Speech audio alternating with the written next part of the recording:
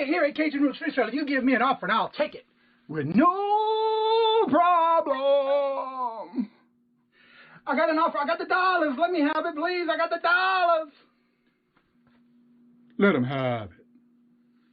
You got the dollars? We got the offer? Let him have it with no problem. Let him have it.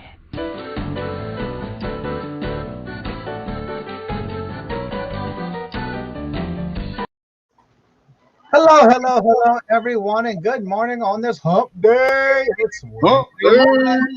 Yeah, good morning. First in the chat today that gets that pie point today is Miss Lucky Charms herself, Wendy. And by the way, Wendy, I want you to drop your link because everybody needs to go check out. She did redone her YouTube page, and then it looks fabulous. She did a great job on it. So definitely go check it out for her and give us some feedback because she did her about page. She did her little cross stream across her YouTube channel. Definitely check it out. It was something I was really happy to be able to be part of and help her. Because she sent me a message asking me to check it out for her and see what I think, and she did good. So definitely check that out. Hello, and good morning to Mr. Paul. Hello, Miss Ruth Bond. Hello, and welcome, Miss Joyce. Hello, and welcome. Susanna Monaco, hello, and good morning. Good morning, Susanna. I'm gonna probably say this throughout the show. If y'all would please give your thoughts and prayers to Susanna. She's under the weather, and so lift her up. Keep her in your prayers and thoughts as far as she's with her going through her needing of help of prayers, please. Jennifer Haynes in the house. Hello, good morning, Jennifer. So yeah, definitely check out Wendy's new look to her new YouTube page she did. So definitely check it out. We'll drop it shortly, finishing the video. Oh, she's also doing another video for the kids, for the kid kind words. You're welcome, Wendy. It was a good thing for you to ask me, and I did check it out, and there was nothing to be changed. She hit it right on. Lisa, hey, hello, and good morning. Good morning. So how's everybody doing today? I woke up this morning to 21-degree weather at 3:30 this morning. I actually woke up, and as of right now, it is 23 still. So wow. It's supposed to get in the low 40s today. We'll see. So the weather here is actually warmed up some. I think it's like 50 degrees, so it's fantastic weather. But you wasn't part of all that snow that happened, was it? It was just north of me, like literally about 2 minutes north of me. Oh, okay. So yeah, we barely missed it, which is good because it was. I don't really care that much about seeing ice and snow. But. Right. Well, I also want to promote Jennifer's channel because that way y'all can go and we'll give her some watch hours. Jennifer's always quick in putting other people's links in the chat. I played it smart today, and I put a lot of little links into my private chat in the StreamYard so I can just grab it easier than me going back and forth to my Word spreadsheet that I use. So yeah, check it out. Show us some love and support and give her a playlist. That's right. Definitely hoping you're feeling better, Susanna. Also, I want to make an announcement. You may notice I did change the auction time today to 4 o'clock, and that'll be the permanent spot from now on. And the reason I decided to do that is for 2 reasons. One, I'm noticing that there are a lot of others that are doing auctions at that same time, and due out of respect, I went ahead and moved it to 4 o'clock. That way, once we finish, we can send everybody over to Paul's channel for 6 o'clock. So hopefully that was something that we can do and keep on, keeping it at 4 o'clock. So if you got the thumbnail and you have it set, you should see the new 4 o'clock one that I did already. Also, I was able to finish. I just got to verify right now. I'm waiting for them to verify my account, and I will be having Venmo available for payments as well. Because I do know how a lot of people are getting away from PayPal. So I'm also offering other ways of payment for those who don't want to use brain freeze, PayPal. Yeah. So yeah.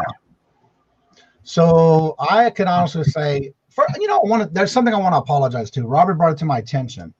We were talking about, and it's on my desk over there.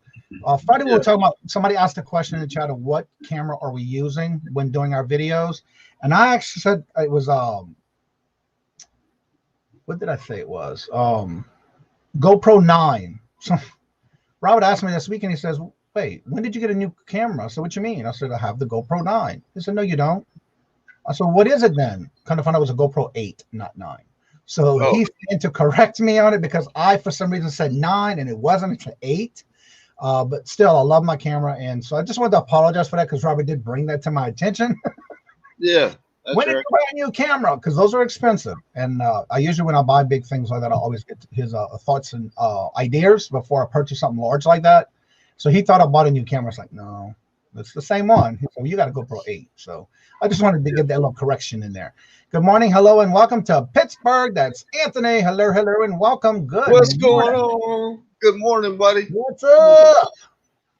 Also, don't forget, if you are those who have been watching and enjoying those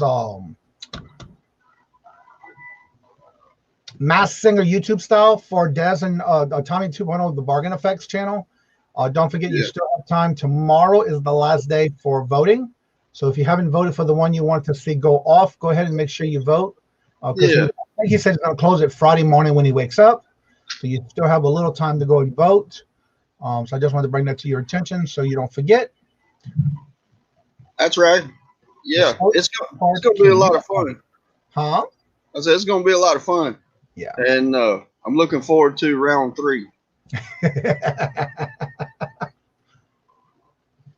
Yeah, it's gonna be a lot of fun.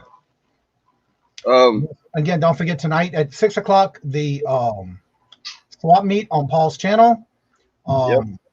He will have 3, I think, or no more than 4 on his panel. So make sure you get with him. I think he's got a lineup already, but still, just go and show his support to the 6 o'clock auction on Paul's channel. That's right. And you can catch me on Hemlock Ladies channel tonight at 7 p.m. Central Standard Time. Be 8 p.m. No. That's tonight? Yeah, I thought it was last night too. And I got on there. I was sitting there waiting. And nobody ever showed up. And then I got to looking at the picture. I went back to the Hemlock thing, and it was tonight, not last night. So, yeah, tonight we got your auction. We got Paul's auction. And then I've got Lady T's auction. So, oh yes, tonight at 8 o'clock. You're right. It's gonna be a lot of fun. Like I say, we're gonna sell some stuff, make some money, crack some jokes. It's no telling what are we gonna say. So, yeah, thank you, Paul. I think I'm still waiting on that check for a couple of months now, but that's okay. I understand. The mail's kind of wonky right now. Hello, good morning, and welcome to Mr. Backroad Bidder, Mr. Chuck himself. Hello, hello. What's up, Chuck? What's going on, buddy? And usually I get started early in the morning. Well, today was not one of those days. I woke up this morning with my ankle swollen, and I had a hard time walking this morning. So I need to get in touch with my doctor to see, because the same ankle that I had, I want to say between 1999 and 2001, I cannot remember exact what year, I fractured my ankle, and I have a plate and 2 screws in it. So I don't know if that has anything to do with it, because my ankle is swollen. So I'll be honest with you, I didn't do a darn thing this morning, but lay it in the recliner with my leg up in the air with my recliner all the way up. So I'm feeling a little bit better right now. I did take some, which I usually don't take, ibuprofen or Aleve. So I did take 2 this morning. It did seem to help a little bit until I can get to my doctor. So this morning I was a little lazy. Yeah, that's all right. You're entitled to it sometime.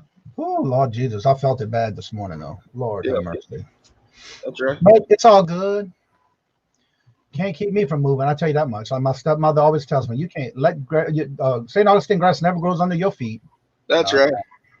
That's right. You can't keep a good man down. No, I have to keep going. So that's right. Anywho, yeah, I'm in a little pain a little bit, but I can bear it. It's okay. Yeah. Yeah. Do you make an appointment yet, Johnny? No, not yet. I'm gonna call in my regular primary care doctor. Did you make an appointment yet? No, I'm gonna be doing that today. I can wait to go online, but I want to call first. But I will after they open. Yeah. So we'll see. And it could be just something minor. I'm not sure. I don't know if it's with the weather, with the arthritis, or what. But we'll see. So I hope everybody had a good day yesterday. I had 14 packages go out.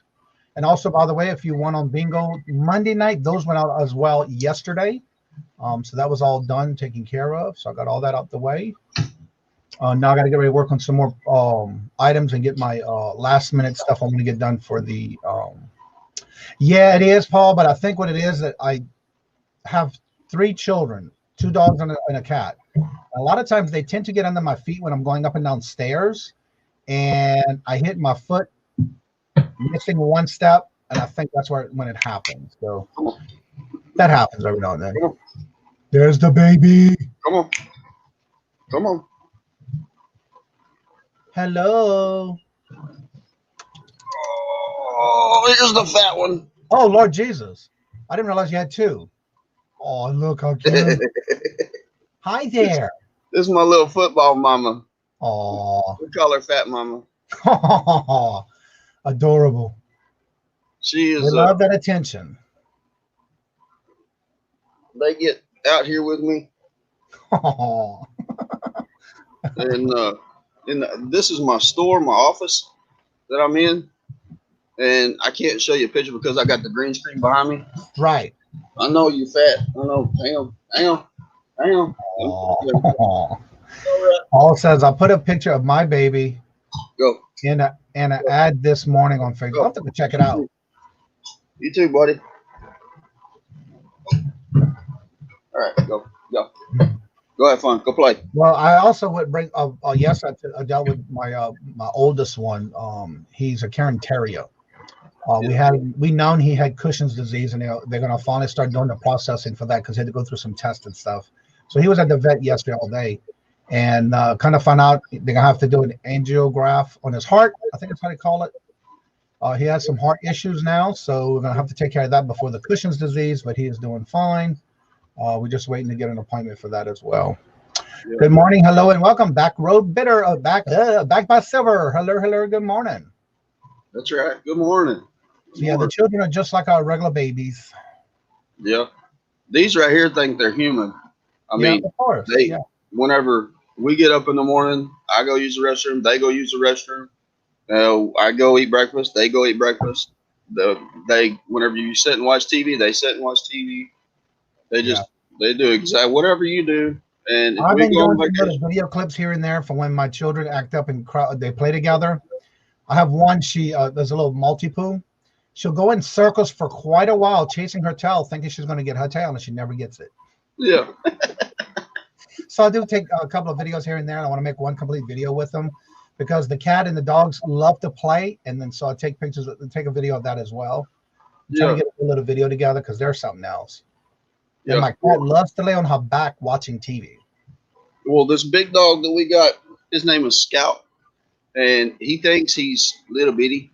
He thinks he's a lap dog, and he has no clue what personal space is. Right. And like you'll be sitting there watching TV and minding your own business, and the next thing you know, you'll see a nose come like right here, and it'll touch my nose, and I'm like, really? I've got to breathe, man. You got to get out of my face. What's wrong with you? And he crawls up in your lap, puts his head on your face, and he's a little bit of an awkward dog. I think whenever he was a puppy, he might have been abused, and now it reflects in his personality that he's just so happy to have somebody that cares for him. Right. And like he'll be sitting on the couch, and you'll be sitting across the room in the recliner, and you'll look over, and he's doing this at you. He's going, and it's just awkward staring you down. Wow. And I'll say something to him, and then his tail just go to whacking, and he's all excited. Hello, good morning, and welcome to Miss Emily Conway. Hello, good morning. Good morning. Emily, your shows are always on Tuesday nights? I wasn't sure because I didn't stay up late enough to see if you were on last night. Yeah. Also, one of the topics I want to talk about, one of a few today. I don't know if y'all had any of this issue, but today I watched this morning a video from Primetime Treasure Hunter, and he did a video in reference to someone who he did not get an information from about package not delivered. Kind of found out the package was delivered, but the person said they didn't get it, so they opened a case against him. And the video he did is about how why was he how did it go again? His money was frozen. Now, mind you, the package was delivered, but he's got to deal with it through eBay because they froze his money because of the managed payment thing he's got. And so if you haven't saw that, go check out Primetime Treasure Hunter's video. He did that, and then if you're having this issue, maybe that'll kind of help lighten up the what is happening, because he did go into detail about it. So if you haven't checked it out, definitely check that out. So Emily says it's today, the Happy Hustle, and Wednesday nights. So Emily, your videos are always on Wednesday night? Because I thought it was on Tuesdays. I guess that's why I'm missing it. Tonight I'm having Dave Midwest Picker. Okay, cool. That's awesome. Definitely put your link in the chat so everybody can set their reminders. Yeah. I'm gonna go ahead and put the link in if anybody would like to come in and chit chat, promote your channel, platform you sell on, whatever the case may be. But yeah, I personally have not had any problems with managed payment as far as that's concerned. I did have one customer who did put in a request for a refund or just more of a package not delivered. And I basically would go into the USPS website with the tracking number. And whenever I see that a package hasn't been delivered yet, I will go in and actually track it. And then I go in and I also make sure I get my notifications on the whereabouts of that package. It seems like every time I do that for those that have not delivered yet, all of a sudden it starts moving again. And when that happens, I actually get trackings of where the destination is next until it is delivered. So that may be something you want to check into, but it is happening. But I can honestly say, thank God I have not had that happen yet, because the customer, once they sent me an email saying they received it, it came in. On my side, it still didn't see delivered, but on their side, they got it. And so they did email me, and I told them that they would have to go in and cancel that request because they did hold my money on that one, which was understandable. But I did do, you're going to have to make sure you go in, track the number. And what I did to help it was I actually did the tracking number, and I went to USPS and I copied the USPS website where exactly was located at, and I cut and paste that into the file that person opened. And I think that helped as well, because you don't want to leave your customers hanging. And if you get an email like that somebody's not getting a package right now, that is one of the best things I have done that I found helped, to where that money was then released because the package was delivered. I want to say hello, and welcome, Miss Melissa Capes. Hello, good morning, and welcome. There's Emily's link for her show tonight. That way you can save the reminder, and that way you can check out her channel tonight with her guest. And I'm going to set the reminder right now.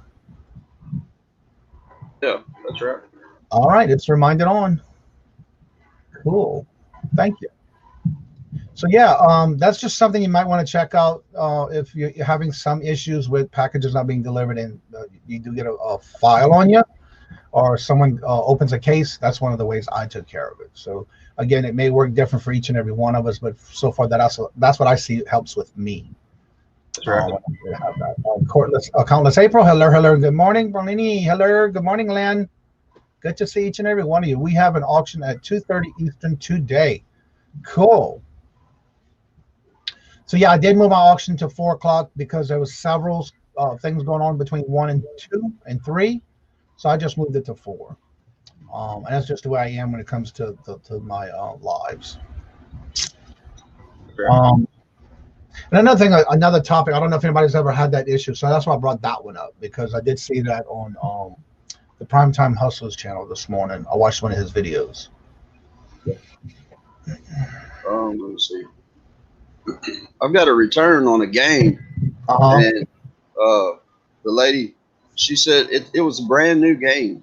It's still sealed in the package. She said that the disc is all messed up, and the little piece in the middle of the disc where it holds the disc still, she said it was missing. It was gone.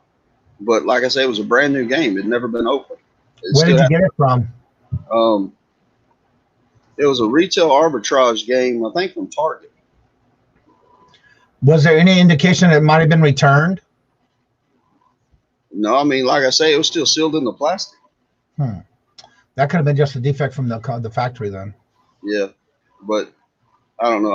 Instead of her sending the game back, I'm just going to issue her a refund so it don't cost me a shipping label too. Right, and that's what I did once. I had a brand new DVD. Yeah, I did get it through a retail arbitrage, and when they got it, they said that there was no disc in it. I only sold it for like $6.99, maybe $7.99 at the tops plus shipping. So I just refunded the money because I don't want it back. I don't want to have to pay for another shipping label. So Yeah. That happens every now and then, but then again, I knew it was brand new. But Yeah. this person had a lot of reviews, what you call it again, feedback. So I just went ahead and refunded it. And that's just something you have to do in your business. You know, you have to take that decision. That's right. Because do you want them to come back and buy more from you?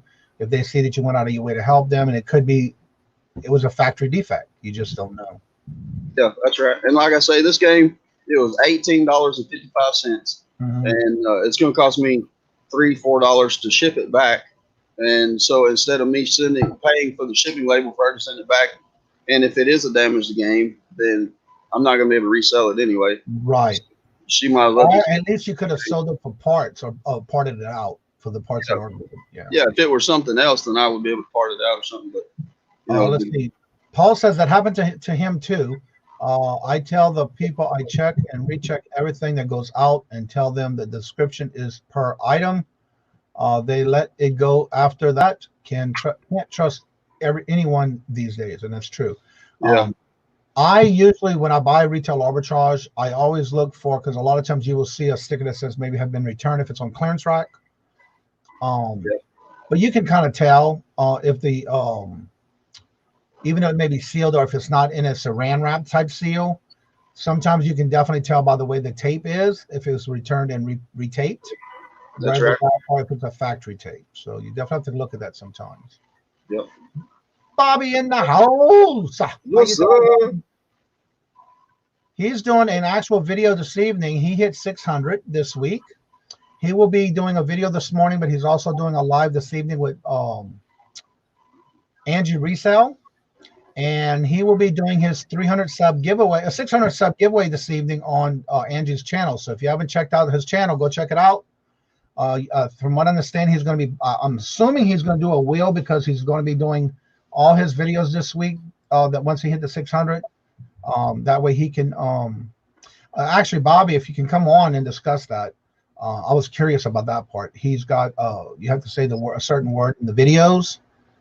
He did talk about it again last night on his live. So that way, if you want to help and support him and you get a chance to win, it's a In a Man golf club cover. Okay. I'll definitely check it out and see the ways you can have a chance to win that. Yeah, that's right. Sounds like fun. Yeah, it does. It is. He was on live last night for, I think, 2 hours. I just couldn't sleep the whole time. Yeah, it was time for me to go to bed. I went live last night for about an hour and got on there and was just talking about, the channels that I've got and the auctions that I'm going to be on and just what's happening on with us. I'm a new Amazon affiliate. I've got links and stuff that people can purchase things for. We've got a bunch of new videos coming out, and as all these announcements that I was making during all these announcements, I got a message from, who do you think? Just one guest that we were talking about yesterday on the show.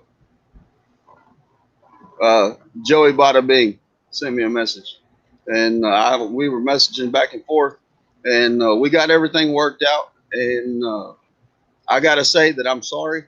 I apologize to Joey because I thought that he didn't give me a shout out. And what had happened was during the intro, I'd seen where he's to come on the show like this. He was doing his warm up, and then somebody knocked on my door, and I had to go take care of some stuff. And I run outside real quick, and whenever I come back in, he was going through, hey guys, what's going on? This is such and such, this is such and such. And I missed where he said he did shout out to me. He said, hey man, I just wanted to say what's going on to the Thrifty Pickerz. Trent's in the house. And I was like, I just flat missed it. Yeah. And so that was just a misunderstanding. And whenever I thought that he was asking me to come on the show, whenever he come on our show Friday, I thought he was asking me to come on the show. And he told me, he said, look, I never come out and said, hey, do you want to come on the show? And I was like, oh, well, I just misunderstood, man. Yeah. And, that's all it was. It happens. Virginia, hello, and welcome. Wait, I can't, what is it saying?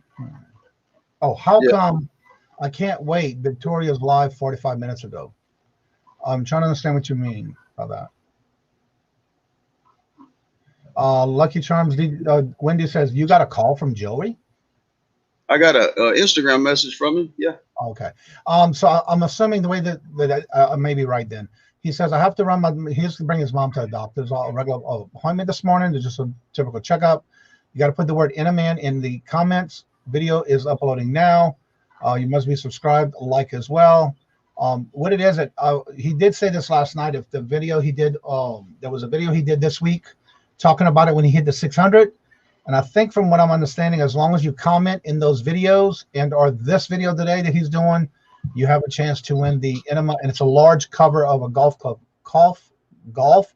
cover of an Inaman he got from Kevin. Watch.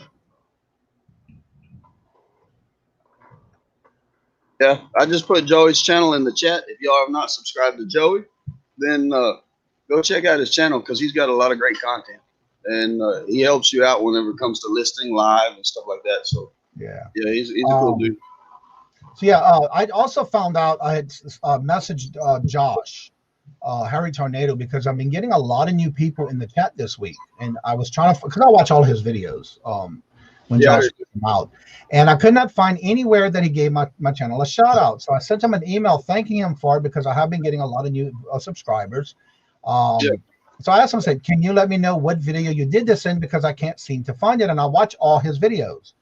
He sent me back a message, kind of found out he put my morning show that when he came in that morning, he actually put the link to my webpage, my YouTube channel, and the morning video on his community page.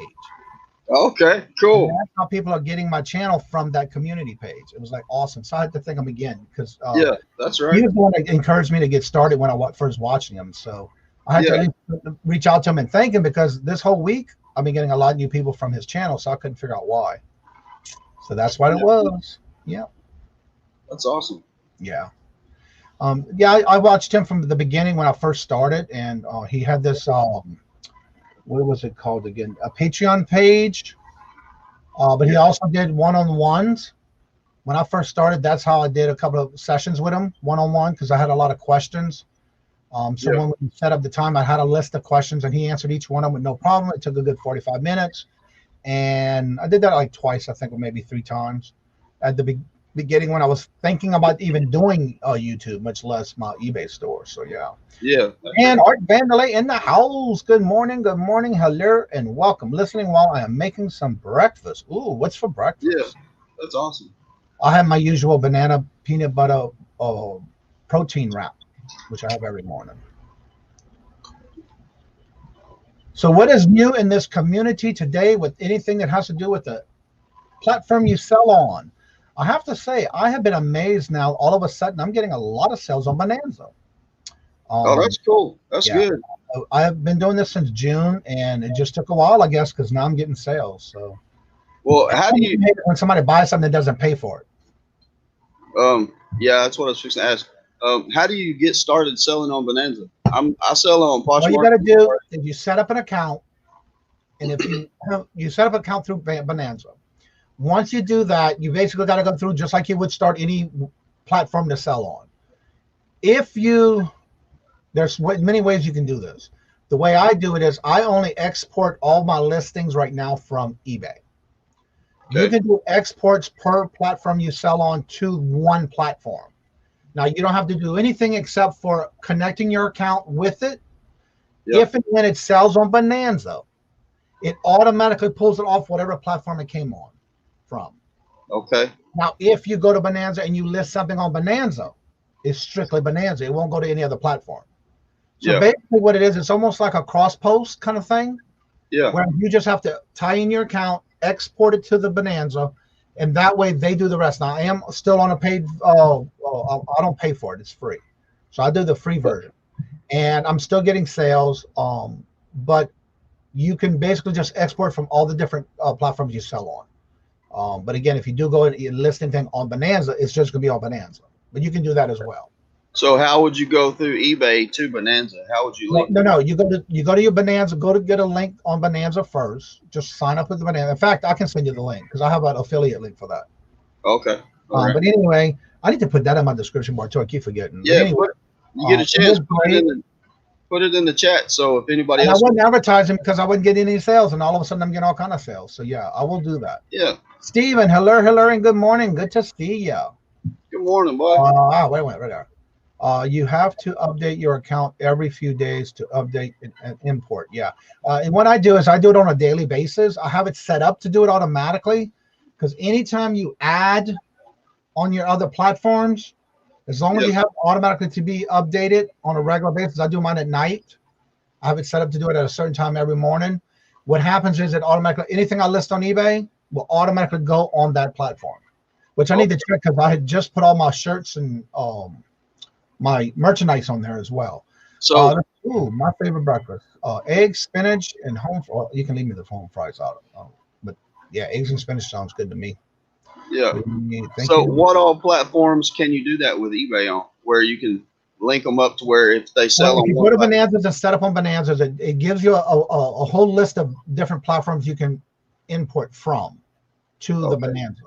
Okay. And you got eBay, Etsy, Mercari. There's a whole list. You just have to go to it, and you have to actually link your accounts.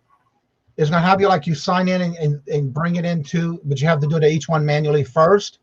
Once it's linked, I average one sale a week on Bonanza. Yeah, I've been doing about 2 a week lately, but it took me a while to get there. But yeah, once you do the initial import, anytime you do updates, I have it set up to go on every night because I list every day on eBay. It will automatically pull it from eBay to your Bonanza. And it's just another site to get other people that may be on there to get more eyes on your products. So and it's free. It's free to sell on it? Okay. That's all you got to do is set up an account. I'll send you the link. All right. Yeah. And it's just something you have to go through and set up. And then once you set it up, you have to make sure you set up your updates on a regular time frame. And then anytime you list on those other platforms, it will pull it up automatically. But I have it set up automatically. Yeah, because see, that's one of the biggest things is whenever you're cross-posting items, like say I've got some that's on Amazon, I've got some that's on eBay, and if something happens and it sells on Amazon, then I have to remember to turn around and go to eBay and take it off eBay.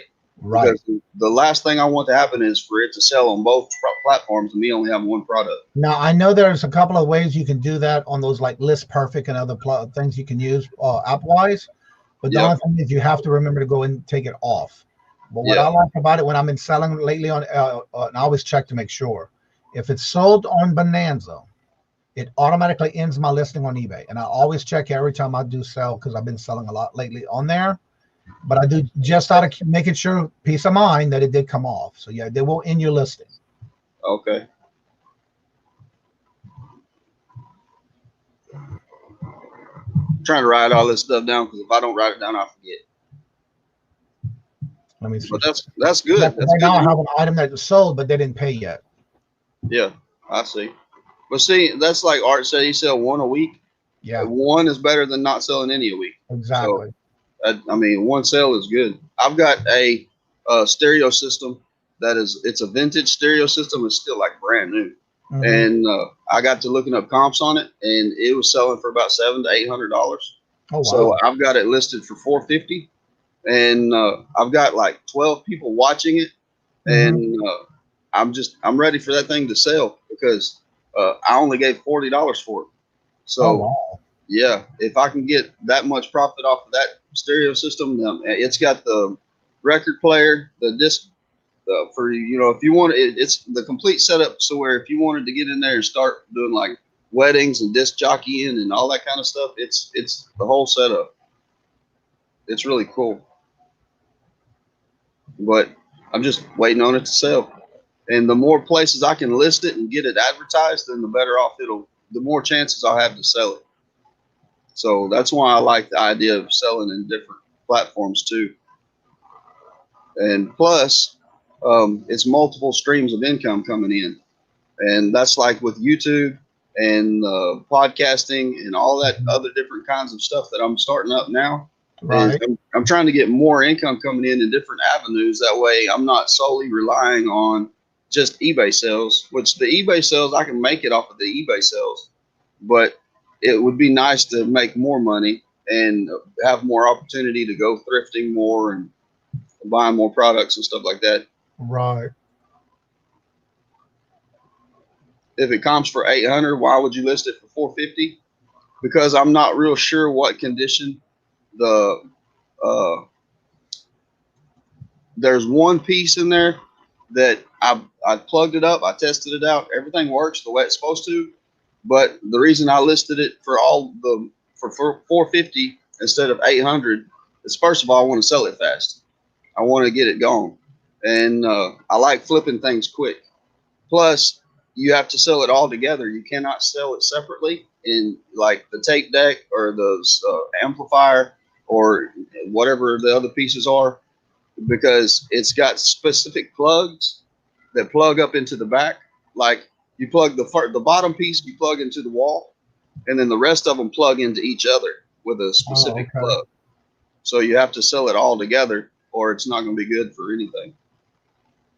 April says she uses Vindu, which is another like a list of from platform to platform. It deletes the item for you when you make the item, so when the item is sold. I didn't know that. Art says in the custom SKU, I list any platform I have an item listed in. When it sells, I know I have it on eBay, and then when I go to take it off there, I know where the others are. So you okay? So you use the SKU area for that. That's cool. A good idea. I didn't think of that. Pittsburgh is doing a premiere today at 11:30. Well, what? Yeah.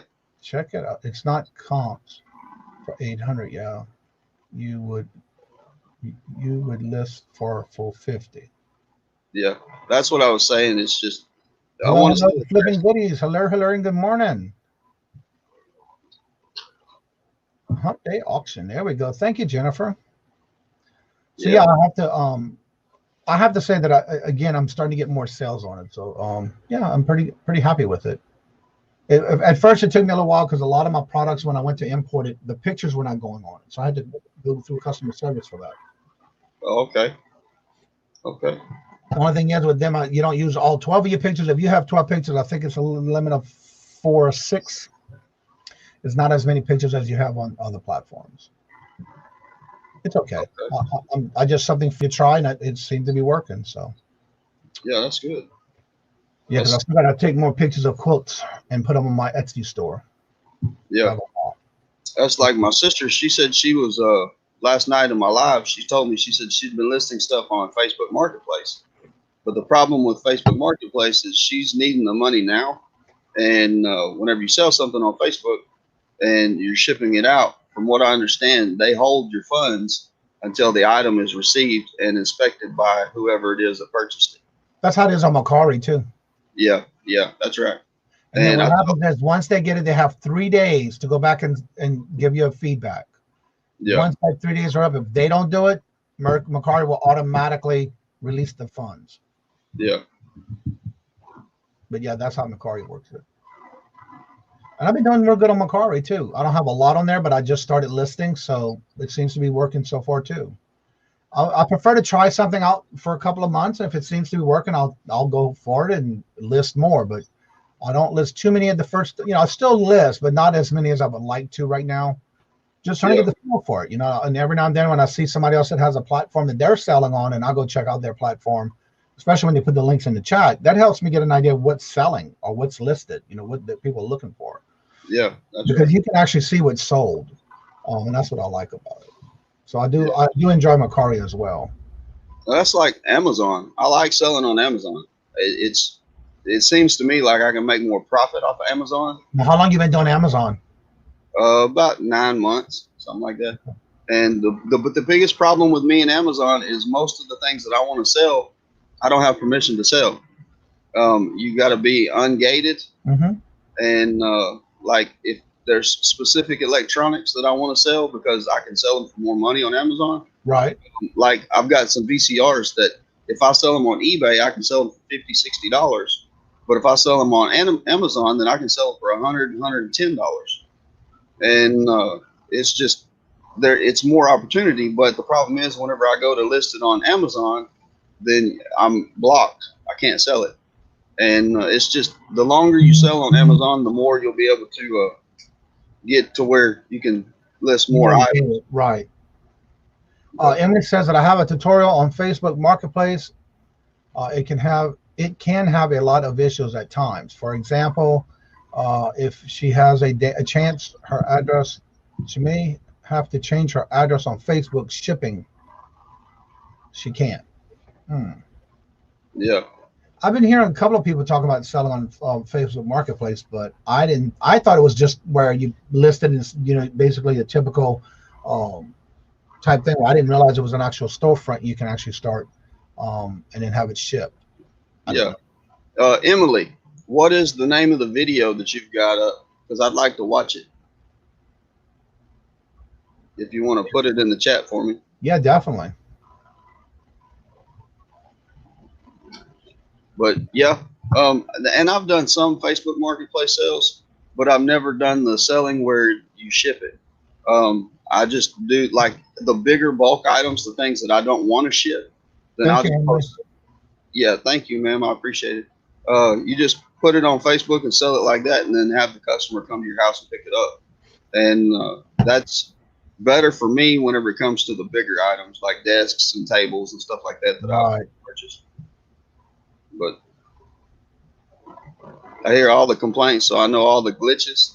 Okay. Yeah. Yeah, I know Emily does a lot of different things, and in her video, she covers a lot of different topics. I ship with Facebook Marketplace all the time, especially at Christmas. See, I didn't know that. There's her link. Okay. Awesome. I appreciate it. Flipping Goodies, I just subscribed, buddy. I didn't realize I wasn't subscribed to you, but I am now. Let's see. Wendy says she ships from Facebook Marketplace all the time, especially during Christmas. Emily says, mind you, the tutorial how now has their own shipping labels. That's what I heard. Somebody's in video I was watching yesterday said that, which is not shown in this video. What would you be good? That would be a good one. Yeah. April says at Amazon questions, I have a brand new item to put on Amazon. How do I produce a receipt?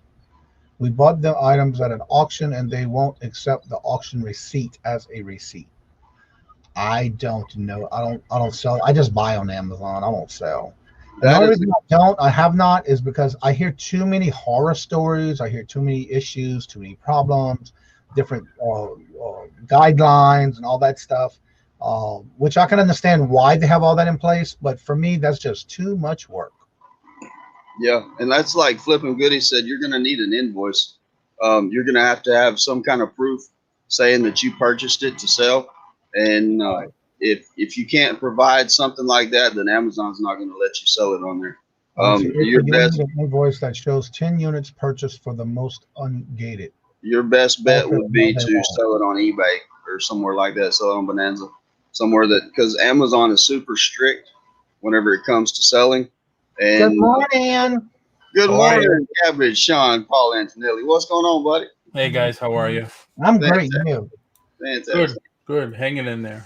Okay, so what they won't. What is that about? You're talking about Amazon. Yeah, because April had a brand item that she had, and she has to produce a receipt.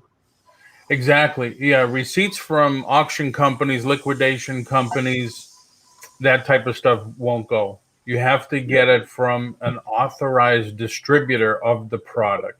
Right. So if you want to sell Sony, which I don't think anybody can sell but Sony, you have to get their authorized distributor and buy directly from them. Yeah. Like when I sell toys, I've been selling toys on Amazon now for a few years. But when I wanted to sell specific toys like Star Wars and Marvel, once Disney took over Marvel, that game changed. So I had to re-up all my invoices for minimum amounts that they have put in place. In other words, they wanted a purchase of 12 cases minimum. Yeah. So, yeah, I mean, that's why I had so many here. Yeah. But you just go on the company website. Like Hasbro is one. and look for authorized distributors Yeah. and buy toys from them. Make sure you have your minimum amount purchased, Yeah. and then send up. It took me 3 months to get ungated in Hasbro once Disney took over. Oh, Yeah. wow. And then Yeah. another month for Star Wars Yeah. because Disney took over. Once you get ungated, it's fantastic. You can sell quite a bit of stuff, but it takes forever to get ungated. There's a huge but there. Yeah. Yeah. For me anyway, there was a time where I didn't ship up anything to Amazon FBA, and I wasn't doing merchant fulfilled. So when the new toys did come out, I started to list them, and they says, "Oh, you can't. You have to be approved." So I said, "You just approved me 4 months ago." So it took me 2 weeks to get reapproved. And is it because you didn't start listing right away? Yeah. Wow. Yeah. The other problem that happens with Amazon now is because they're so big, they're in bed with a lot of the distributors, like Hasbro. Yeah. Amazon does their own exclusive toys, and Hasbro sells directly through Amazon. Yeah. So they're selling stuff for like $1 more than I pay for it. Yeah. Which sucks. I mean, Walmart does too. Yeah. But the days of making 30, 40, 50% markup on items lately is very far and few between. Yeah. It's hard to find somebody that you can sell their product that they're not already selling on Amazon and make a profit. Yep. Like their private label stuff, you know. Yeah. It's you do a lot like their camera cases, because I bought one not too long ago. Amazon Basics. Yeah. It's tough. It's tough to compete with them now. You got to do homework and find this item that is replenishable, which is I get a big word lately that everybody uses on Amazon. Yeah. And if you're interested in finding those products, there is it's a paid program that you can buy, but you can go through there and it will help you research every product that you want to sell. And it will tell you whether or not Amazon's selling it. I mean, or whether or not the company's selling it, how many people are selling it. And it's called Jungle Scout. I don't know. Yeah. And like I say, if you can get on Jungle Scout, it's a paid program, and it's like $125 to sign up with them. And I used to have it. And whenever you go through there, you can go through every single product that Amazon sells, and it takes forever to find something that you can possibly make money at. And that's like I sat for 3 days just going through the list on Jungle Scout, trying to figure out what I could sell and make money, that I can make a decent amount of money, like 9 to 10% profit. And which don't sound like it's that much money, but if you're selling 50 of them a day, that's pretty good. 50 a day of anything would be great. Yeah. April says her goal is to have be on Amazon in 2021. What would be the best advice you would give somebody if they're interested in getting involved at Amazon? I guess I would start out with FBM first, because, well, the other thing, if you don't sell more than 40 items a month on Amazon, don't get the membership, don't get the store, you know. Right. But they're going to charge you $1 more per piece. Okay. Yeah. I like FBA, fulfilled by Amazon. Like you saw, I showed the picture of the table that was next to me with all the products. Right. Now it's in the other room because I've been rescanning everything. And as soon as I scan it, I put the label on. Now I'm just ready to box and ship it up there. I like FBA because if I'm going to go home, like I'm planning on in a couple of months, I don't have to close my eBay store. Right. And not get any sales, because now everything's up on Amazon. I'll get an email once a day that says, we just sold this, that, and the other thing for you. So the fees are higher, but if you think about it, well, it's almost like I would have been having to hire somebody to maintain my store or warehouse while I'm gone. Yeah. So are you completely getting away from eBay for that reason? No, because there's still stuff you can't sell on Amazon. Like I have a lot of at auction lately. Like I've been getting a lot of this old stuff that doesn't have, you know, a barcode, or it's from the 60s or whatever, that, you know, you could put it on Amazon, but it takes a lot. Right. Yeah. You could do your own list. See, the nice thing about Amazon is you scan something and 1 to 5 of that item comes up because somebody before you has listed it already. Right. Hey, Jerry, how are you? On eBay, you know, like I'm still, I don't know where I'm with you too, Aris. I'm the same way. Yeah. Yeah. Like I got boxes of the new Garbage Pail Kids cards and the new hockey cards that came out, and I can't sell them on Amazon. So I got them listed on eBay. And I'm not buying 10 cases of Garbage Pail Kids cards at all. Yeah. I just bought a couple of pieces just to see how they would do it, how they would work. Yeah, that's right. I always tell everybody, if you're just now getting into reselling, eBay is going to be your best friend because it's easier. You can list so many more items. You don't have to worry so much about the Vero products. You do have to worry about, you know, if you're selling like Apple products and things like that, you need to make sure that you can sell the product. Yeah, Nikes and stuff like that you can't sell on eBay either. I mean, right. Yeah. But I'm saying that you're more able to sell products on eBay than you are Amazon, because Amazon, you got to jump through so many hoops to get permission to sell the product. And once you get permission to sell the product, that's fine and dandy. But, you know, it may be 2 months down the road and then they change the rules. And then you got to go through all that again to get all of the information and the invoices and all that stuff and resubmitted. So, I mean, it's a lot, but I mean, if you're willing to put in the work and the effort, then it's worth it. No, April, it doesn't make a difference, FBA or FBM, fulfilled by Amazon or fulfilled by merchant. You won't be able to list it at all if you're gated. The easiest way to do it, like if you want to do retail arbitrage like a lot of people do, like Walmart's going through a ton of clearance right now.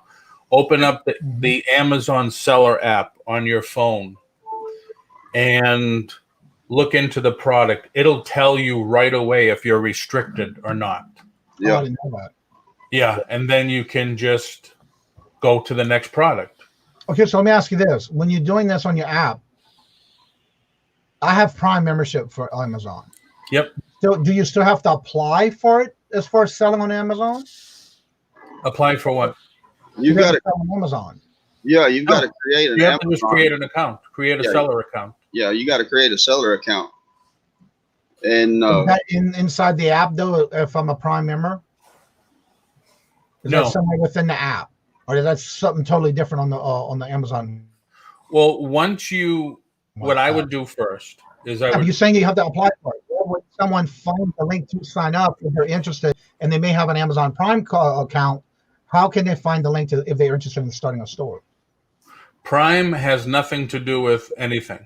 Prime is just your TV thing, and that's totally separate on Amazon. What you would do, log into Amazon. On your desktop. Yep. Go in and open a seller account. Okay. You got to put all your information in. Sometimes, depending on what you're going to sell, you need to show them your insurance policy on certain items. Yeah. Once it's all set up, then open your or download the Amazon seller app. On your phone. Use the same password and login so it connects, and now you're all set. Okay. That's right.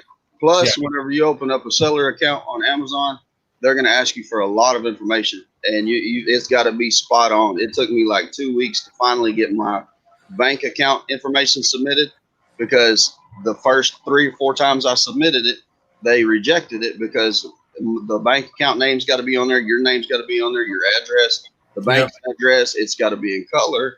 It can't be no more than 10 megabytes sent in. So I had to figure out how to convert it from like 200 megabytes down to 10 megabytes. And like I say, there's a lot to it. But once you get it all set up, then it's a good deal. It takes a lot. You got to do your research. There is Emily. For FBA account, what are the limits on how much you can sell? FBM, there's no limits. If you have 50 people listing for you and they can put up 50,000 items, go for it. Yeah. I hate to see your house if you have 50,000 items. Well, let me ask you this. If you're doing FBM, do you still have to worry about being gated in certain products? Yep. Okay. Amazon is Amazon. It's just fulfilled by Amazon or fulfilled by merchant. By yourself. Yeah. And I do FBM for everything. I don't do FBA. And the reason is because I like having my products here. That way I can ship them out as soon as I can. And I always ship fast. And if I were doing something like what Paul were doing to where I needed some help to where if I were going to be gone for a while, then I would send my products in to FBA and let them ship and package the products because they guarantee 2-day shipping. And if I have 50K items, I'll be definitely buying a warehouse. Right. Yeah. Now, Resale says there's no limit fee, no listing fee. No, just when you sell. Yeah. Oh. Yeah, you've got a selling fee. Yep. It's more. It's what eBay is 15%, and Amazon I believe is 18%. Yeah. If you don't have a store though, if you don't have a membership store on Amazon, then it's an extra $1. Mm-hmm. Yeah. Per item. And then if they want, when you ship stuff up FBA, if they want their tag, like this is the regular barcode. When you send it to Amazon, and I don't have one here, you need to put the Amazon barcode on it. Yeah. So when they get it at their warehouse, they scan it. So you have, because I want to say Flippin' Frozen did it where he had to put everything in a bag with the label on it. Yep. Yeah. And you have to cover the barcode. Yeah. You have to cover the original barcode. Correct. So if you have it in a suffocation bag, you still have to cover it with the sticker over it. Correct. I've seen he did a lot of that when he was doing FBA videos, and he would pack up like if it was something that was multiple boxes, he would put a sticker on saying, "Do not separate. This box cannot be separated," or something like that. What does that mean? It just means because the warehouse is not. They're dealing with thousands of items a day. Right. So you'd have to do, I wish we could put a sticker on it that says, please ship this correctly and protect it. Yeah. But you're doing is just telling them, no, you got to keep these together because both of these make one. Oh, okay. Yeah. So you're just helping the people in the shipping room. Yeah. And Iris says the SKU number is Amazon generating the barcode. Amazon's got their own barcode system. Right. And it's not the SKU. The SKU is still that. Yeah, that's right. Because if you were to scan, and I've done it several times trying to find an item, if you were to scan an Amazon barcode, it wouldn't come up. It says, no, this is not right. That's just Amazon stuff. At a Savers one time, and I saw that there was a barcode on it, not realizing that it was an Amazon barcode because I couldn't get anything on. Once I lifted that sticker up, I was able to actually do the barcode itself. Yep. So that's how I knew it was that. Yep. Yeah, that's right. Let's see. Honestly, yes and no. Depends on the product you're selling. Yeah. I have a friend who has been selling on Amazon for over 10 years. He has thousands of listings. Wow. That's a lot. Yeah. Nice. They call it an SQ. When you work with them, they are making their own numbers. Oh, okay. Right. Yeah. There are products that you can sell on Amazon without being gated. There are. Oh, yeah. There's a lot. There's a lot. You got to figure out what they are. Like you were saying, Paul, when you're in like say Walmart and you're going through their clearance, you have to scan it through the app and see if you can do it or not. Yeah. Right. Because there's certain, like I sell a ton of used video games, but as soon as like Super Mario, can't do that one because Nintendo's got a special license for that. Right. Yeah. Pokemon, I'm glad that I was able to sell. Yeah. And when I went to Crazy Kaz Boys, Crazy Casboys in South Carolina, they're bins with Amazon returns. Yeah, didn't you do a video with that one? What was that? Didn't you do a video on that one? Yep. I found this at the bottom of a bin. Wow. This is an Amazon return. Oh, doggone. I didn't know. What it says, Legendary Treasures? Yeah, that's the series. Yeah. Oh, okay. Yeah, that's what I saw on an item I bought at a Savers. But I didn't know you could send. I didn't know you could send just a card in a sleeve to Amazon. I never heard of that one before. No, but apparently this seller did. It's a $20 card, and it cost me $2 on the return. Yeah. Wow. Now, why was it returned? I have no idea. Maybe somebody put a different card in there. I have no idea. But I scanned it with that TCG app, and it still came up as like $23. Oh, okay. But so Chaz from Washington State. Chaz, I forget his name. Hustler, Side Hustle Network. I've heard of them, yeah. Yeah. He sends up used VCRs, combos, and stuff. Mm-hmm. And he says, after I test them, I throw the remote with it, wrap it up, and bubble wrap it, and then seal it in plastic, put the label on it, and sends it to Amazon. Yeah. And until then, I didn't know you could sell used items on Amazon. I didn't think you could. Yeah. Oh, yeah. Yeah, you can sell a lot of used items. Somebody needs to go through there and make a list for the beginners and give them an idea of what all can be sold on Amazon without being gated. Well, let me ask you this. If it's used, how are you going to still show you bought it? Sorry. Landscapers are here. Oh, hello, good morning, and welcome, Misha. Hello. Yeah, good morning. Good morning. Yeah, like I say, somebody ought to go through and set up a list. Sorry about that. That's okay. For people who are beginning and wanting to get to selling on Amazon, once you get all the hoops jumped through where you got your account set up and all that kind of stuff, and you get to where you can actually start listing, there's nothing more depressing than having a store plumb full of stuff and trying to list it and realizing that you can't list any of it.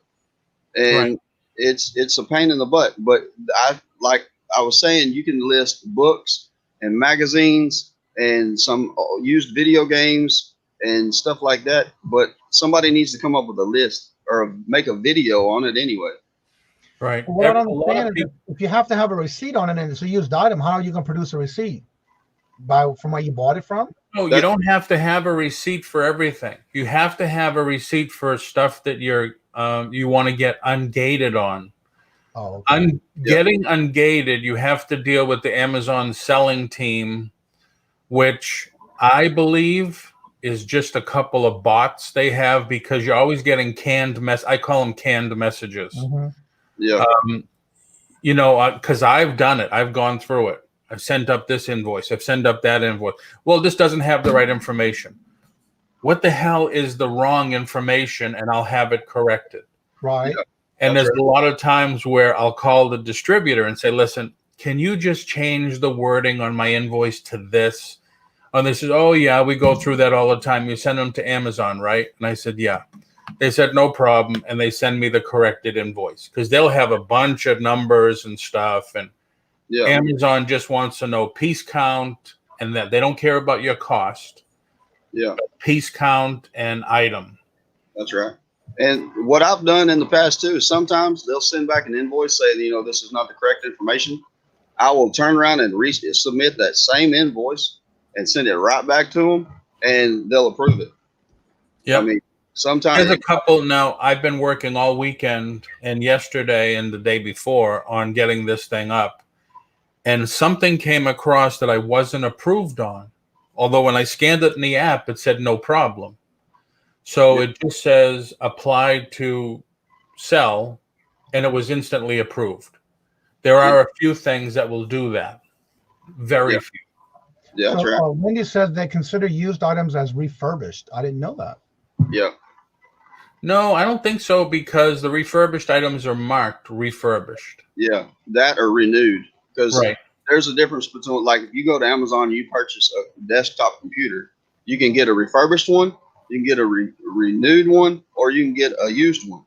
And Yep. the prices are all going to be different. So with the refurbished one, they've actually went through there and they've made sure that everything's working right. With a renewed one, they make sure everything's working right. Plus, they give you a guarantee on it. Yep. It may be like a year guarantee or 2-year guarantee. I don't remember now, but Mm-hmm. you'll get a guarantee with the renewed one. And so if you're going to purchase anything on Amazon that's not new, make sure it's just renewed. It's not refurbished. Because I buy renewed stuff because they give you typically an extra 6 months to a year warranty over the regular one. Yeah, Oh, that's okay. right. That's right. So, man, today's show's good. We're giving out a lot of good information. Well, the thing about it is there's so many people that's having questions about it, and that's something I don't know because I don't do it. I just buy from on Amazon. I don't sell. And I've heard many a times, like when Anthony and Nate had their morning shows, merch fulfilled, because their little noise went off saying that that's what it was. So that's the only reason I knew they were doing merch fulfilled. Yeah. And then I started hearing all these abbreviations. So of course, I'm gonna ask questions. But yeah, it sounds like a lot of people enjoy it and some people have problems with it. So I guess it all depends on what you got to go by the book, but every different platform you sell on. That's Emily's question, and that's true, Emily. It is, when you do FBM, it is just like doing eBay. You're buying the box, you're packing, you're shipping, you're having the postal or UPS pick it up. Right. That's another reason I like. I mean, it is a couple of % fee extra for FBA, but just look at it this way: how can you grow your business if you're doing everything yourself? Right. Yeah. A lot of the professionals always say, there's got to be a time where you got to either bring on an assistant or somebody to help you. That's right. If you're just getting started, FBM is the way to go. Yeah. Because you can package it up and you can ship it out and you're not having to pay the extra cost. But once you grow and you get to the point to where it's too much to handle, then you need to consider taking your merchandise and just packaging it all up and sending it into Amazon and letting them handle the shipping and stuff, and you just make the sales. And right. ECC says in a brand new box, no reusing boxes for FBM. They don't want you to use eBay boxes. Mm-hmm. Okay. Yeah. I have a ton of Amazon boxes that I reuse, as long as they're not crushed on the corners and stuff. Hello, and welcome. Good morning. And DC Cell says you print labels right out of the Amazon payment, or just like eBay managed payments. You print Yeah. Yep. Yeah, you print the labels just like you would on eBay. Okay. I mean, the same setup. So if you're doing an FBM, you have to make sure you have unmarked boxes for that. Those products. Yeah, can't be. They shouldn't be, because I've heard people got hassled when they use eBay boxes. Right. Yeah. And eBay tape. Well, you got to look at it from the customer's perspective. If I went through Amazon to buy something and I received the package and it was in the eBay box, it would throw up red flags for me. Right. I'd be like, wait a second, I thought I bought this from Amazon, not eBay. Right. And Amazon wants you to print out the invoice like I never do on eBay. Yeah. They want you to print out an invoice, put the invoice in the box, and Maggie, hello, and welcome. Good morning. Look, Wendy says, learning something new. I love this show, so informative. And that's what we like to do when it comes to, there's a lot of people that are still new coming into the channel, into the community. And you never know if somebody's thinking about something. And that's what I like about the comments and questions that we go through. If somebody that's on the panel doesn't know anything about it and somebody can come and join us that are experienced in doing it more than others, that's what this is about, is sharing the information, because you never know who's in the chat that's not saying anything and just kind of lurking in the background and having those questions and not asking. Flipping Goody says, also, if you scan something and it says you have to request to sell already, always run the request as you sell more. You can also auto ungate it in certain things. As you sell and learn, you will know what to try. That's right. Yeah, it's a lot of research. You got to invest time and learning. And the app will do it for you too. Like if you scan something, it says restricted. And if you just click on the thing that says apply to sell. And sometimes there's very few items, but sometimes you will get auto ungated. You'll get an instant approval. That's right. Things like Disney and that type of stuff is going to be hard. Well, Eric, he says, I've never included an invoice. Plus, I also don't use Walmart purchase boxes either. So in other words, just make sure you have an unmarked box. Yeah, that's right. D says, I'm a bitch lurker. Lone Star Figure says, I don't lurk, kind sir. I loaf and list. That's right. That's right. Anywho, that's one of the things about the comments. You have to go with the flow with what's actually being asked or talked about in the chat, and that's what I do and try to do every morning, because you just never know who is looking for an answer for something. I don't usually put in a package slip, but you are supposed to. You can get dinged for not doing it. For me, even with my eBay or Mercari, I always print up a packing slip and put it in my packages along with my thank you card and all that good stuff. And unless I do get a message, only one time so far in the last year and a half, I've gotten a message saying, please don't include an invoice because it's going directly for a gift and I'm not going to have it open or whatever till that day. And I've had that happen. So you definitely got to check your messages. Yeah. And that's like with Amazon too. Whenever you're selling on Amazon and you start making some sales, say you're listing books, then you get to making those sales. Amazon will see that you're making sales, and then you go to apply for something else to sell. Sometimes they will automatically ungate you just because of you having a positive selling history. Right. Yeah. It's easier to get ungated the longer your account has been open. Flipping Goody says, I just got ungated in groceries. I was surprised at the amount of auto ungatings that was able to do. Items I thought should be definitely needed in an invoice auto ungated. Yeah, you can actually apply. Like if you've been selling for a while and you go to an item that is gated, when you're doing that, sometimes they can automatically approve you for that item or that category. Yep. Cool. Yeah. I wouldn't sell. I don't sell. And what do they call it? What do the insurance people call it? Anything that goes on your body or in your body. Yeah. Oh, okay. I wouldn't do. Yeah, it's too much of a liability. If something happens and they eat it and get sick, then you're responsible. Back on you, right? Yeah. What type of insurance, if somebody's doing that kind of stuff, what kind of insurance they have to carry? And is that something that Amazon tells you what you have to carry? Yeah, it's a liability, $1 million liability policy. Yeah. When I had the girl on from the insurance company to talk about resellers, I remember that one, she talks about it. Yeah. She talks about the time when UPS left the package at the front door and somebody opened the door left and tripped over it. They sued everybody. Yeah. Involved, yeah. Yeah. So, I mean, you got to watch your P's and Q's and just cover your tail all the way around everything you do. I mean, and that's the same way with eBay or any of the other platforms. You just need to make sure that you cover you first. Because at the end of the day, if they want to come back on you, you don't want that. You want to make sure that you're covered. Right. Flipping Good says they got 2 mil coverage with 647 year. Whatever that means. Yeah. I have 2 mil coverage. Oh, nice. $647 a year. That's nice. Oh, okay. Yeah. Cool. So if you're thinking about it, definitely make sure you check out the insurance for it. Yeah, if you're gonna start up, like you said, do the $1 a day or $1 an item thing. Don't do the subscription. There's a difference between a basic and a pro.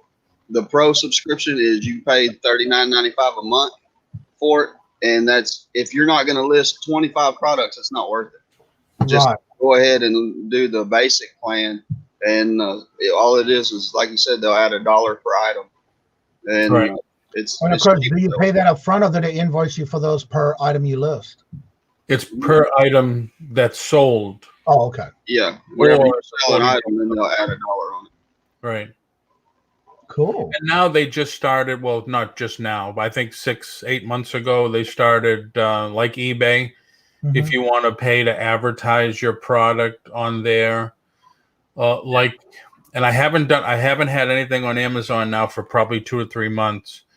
Now you can actually list, like I'm listing now on Amazon USA and Canada. And now you have to pay more to do Amazon overseas. Right, like Japan and China and all that.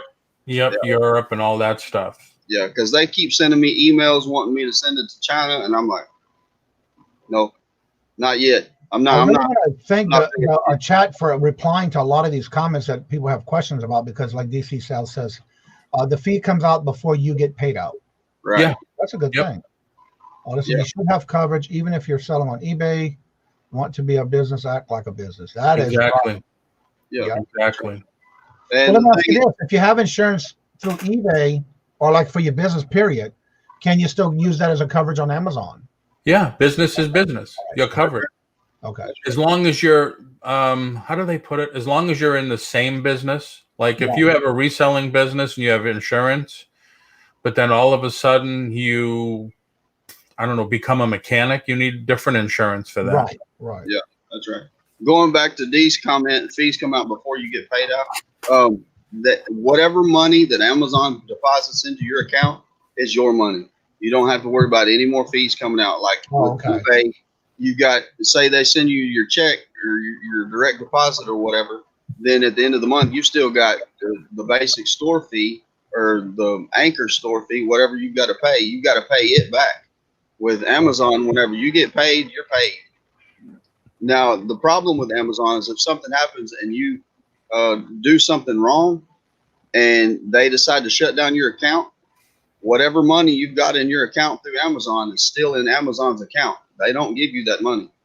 If they shut your account down, you just kiss that money goodbye until you get it paid. That's not right. Because I shut my account down 3 months ago. You shut your account down or they shut your account down? I shut it because I knew I wasn't going to ship anything up there until I got some stuff put together. Okay, I'm saying if Amazon shuts your account. Oh, yeah. Well, the other thing that Amazon does, and I've had it happen to me many, many times because I'm selling used video games, they're going to hold some money back in case of a return. Right. Yeah. Now, granted, like Trent said earlier in the show, somebody said, oh, the disc is scratched and everything. Somebody tried to pull that on me on Amazon because Amazon is rampant for phony scams and stuff like that. So somebody put through, and Amazon said, you have to address this. And they said, oh, the disc is all scratched and it's not right. So I replied and I said, every disc is checked and rechecked and it's cleaned if it needs to be. Yeah. And I think that was all I put. Nothing else happened after that.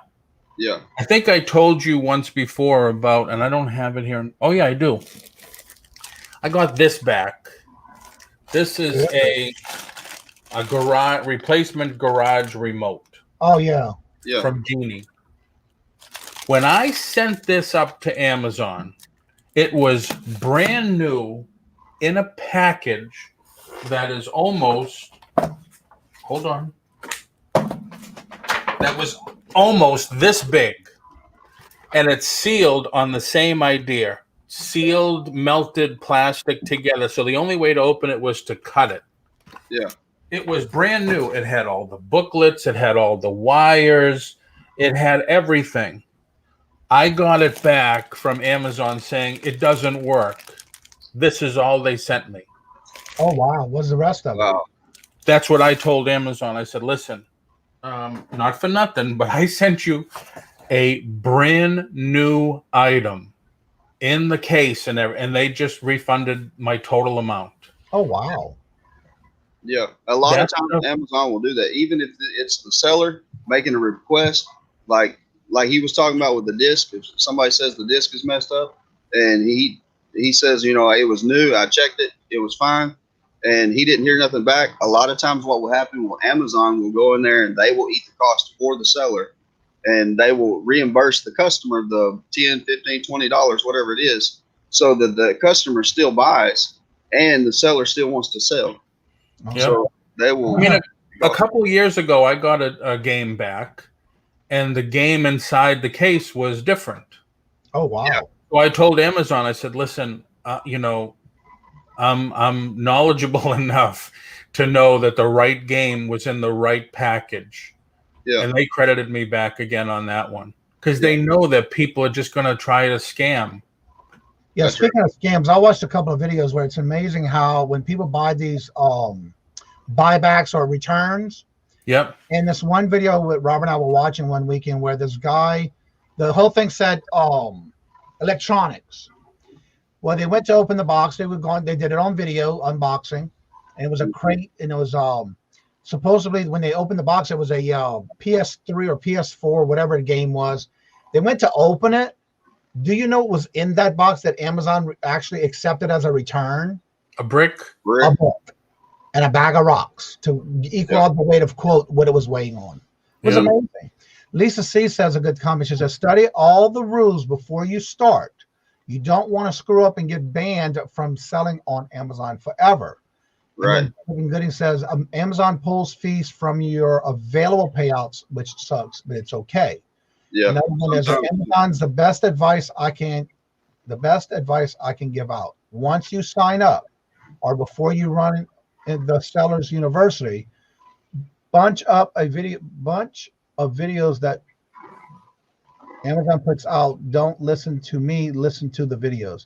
And that's another thing. I've been hearing a lot of different things because, like, for example, there's some people that do it. Now, one of the questions I have, and I think I understand why they're saying this.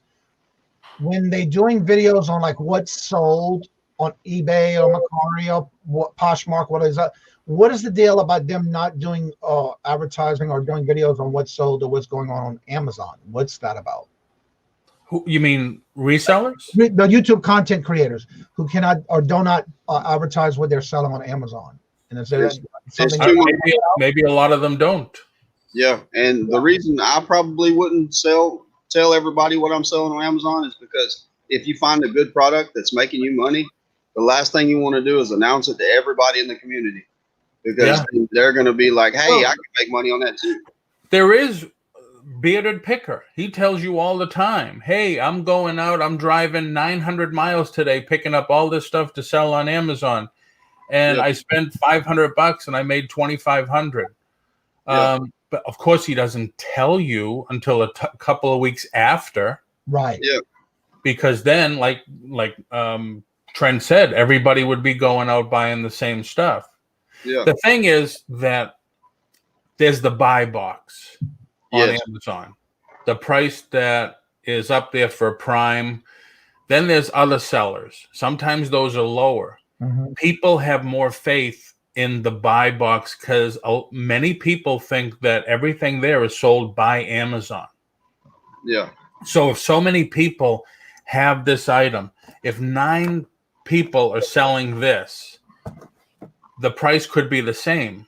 But if 50 people are selling this, now one person's going to lower it because they want the sale. Another person will lower it more than them. Right. And before you know it, it's selling for nothing.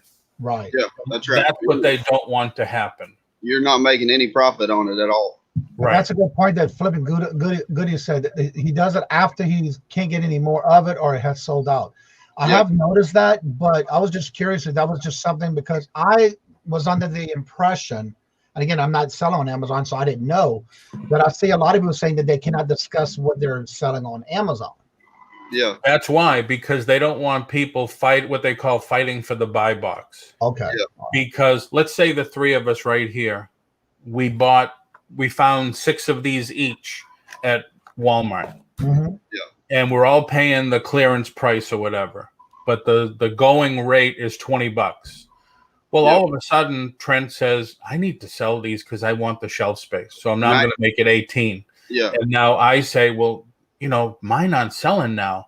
So I lower mine to 17. And before you know it, we're selling them for less than we bought them for. Mm-hmm. If people would realize what Amazon does is say we bought that all for $20. If we would all go in there and list it for just $20, Amazon will rotate the sales. So say Paul wouldn't get all of the sales himself. Instead of him selling all 6 of his, we would all sell 3 apiece. Right. See what I'm saying? But people don't realize that, and what they do is they go and then they undercut it, so they'll get the sale, and then they're making everybody else lose money. And then you can't tell everybody, let's all sell it for the same price, because that's price fixing. Yeah, that's right. Lucky Charms Wendy just said that she put out a video, $20 sourcing challenge. That was something that she did while on her birthday. That's what she went and do. So y'all might want to check out her video. All right. No, not a joke. Watching super sexy videos here is not really a reseller, but shows you how to find the items in Walmart for cheap. Well, let me ask you this. You were saying earlier about the scanning when you're in the stores. You still have to submit a receipt when you're buying stuff at Walmart as well? No. Okay. Only when you're trying to get ungated in a product. And Super Unsexy, I do watch Super Unsexy also, only because he's from East Boston. And, you know, there's a ton of videos out there. Walmart hidden clearance. Yeah. It's not hidden clearance. No. It's just that, and I only know this because I was with Walmart for a few years. Home office on a Monday will put down the price reductions.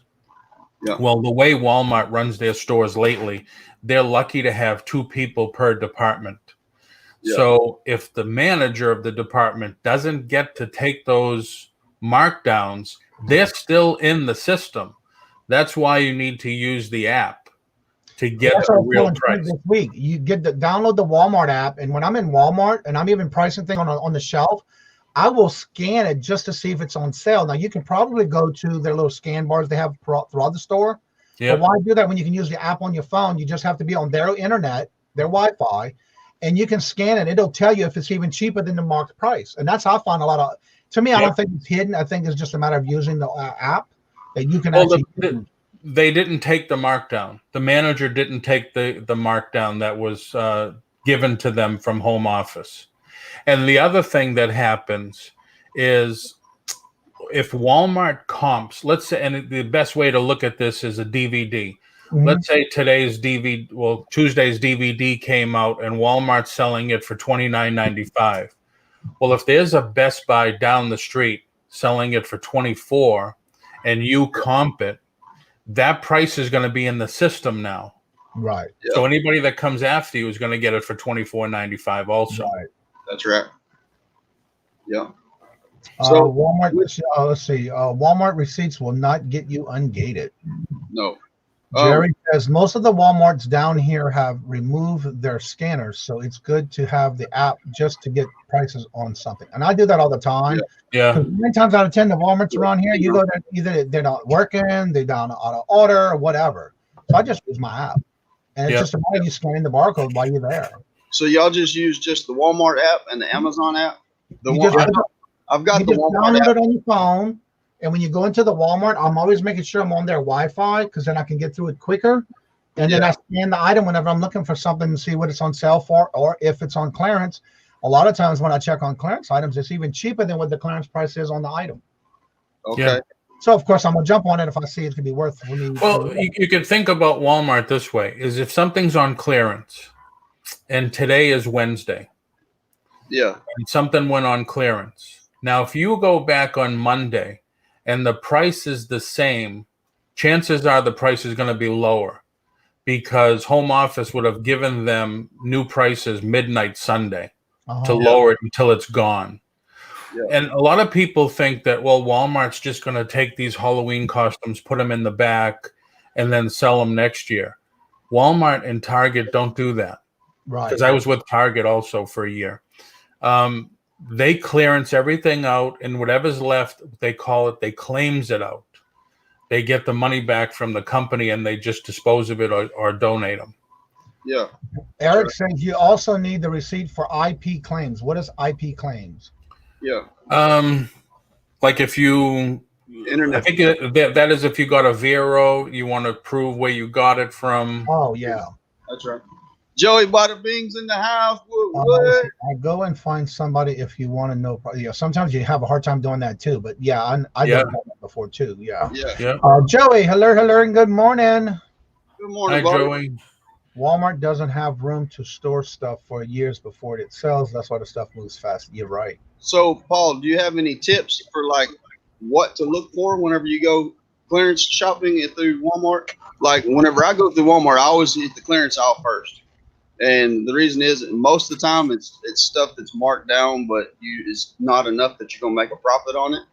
And so what I do is I'll like go down the toy aisle and I'll go down the appliance aisle and I'll just start scanning stuff and see if, but I've never thought about doing it for Amazon. I've always done it for eBay. So whenever I get on, go ahead. I'm sorry. Whenever I get on Walmart, the app, and I scan the price, if I find something that should be on clearance, because see, I've never heard of the whole markdown and all that. And but whenever I get on the Amazon app, how do I figure out whether or not I'm gated? Let me grab something here real quick while he's doing this. I want to say hello and welcome to Shamrock Pixie. Des, hello. What's up, Des? Everybody being, what is going on? It is another beautiful day. Beautiful day. Living the day to the fullest. Absolutely. We are talking about making some money, y'all. Making some money. It's good stuff. Wi-Fi doesn't work for me. I haven't had any problems because I guess when I go in, I automatically, when I'm in the parking lot, I check for it. So I usually have no problems. Okay. Okay, yeah, there it is. See, it says restricted. Where you see that? Yeah, the bright red. Oh, I see it. Yeah. Okay. So I just scanned this and it says it's restricted. Yeah. So don't see your product.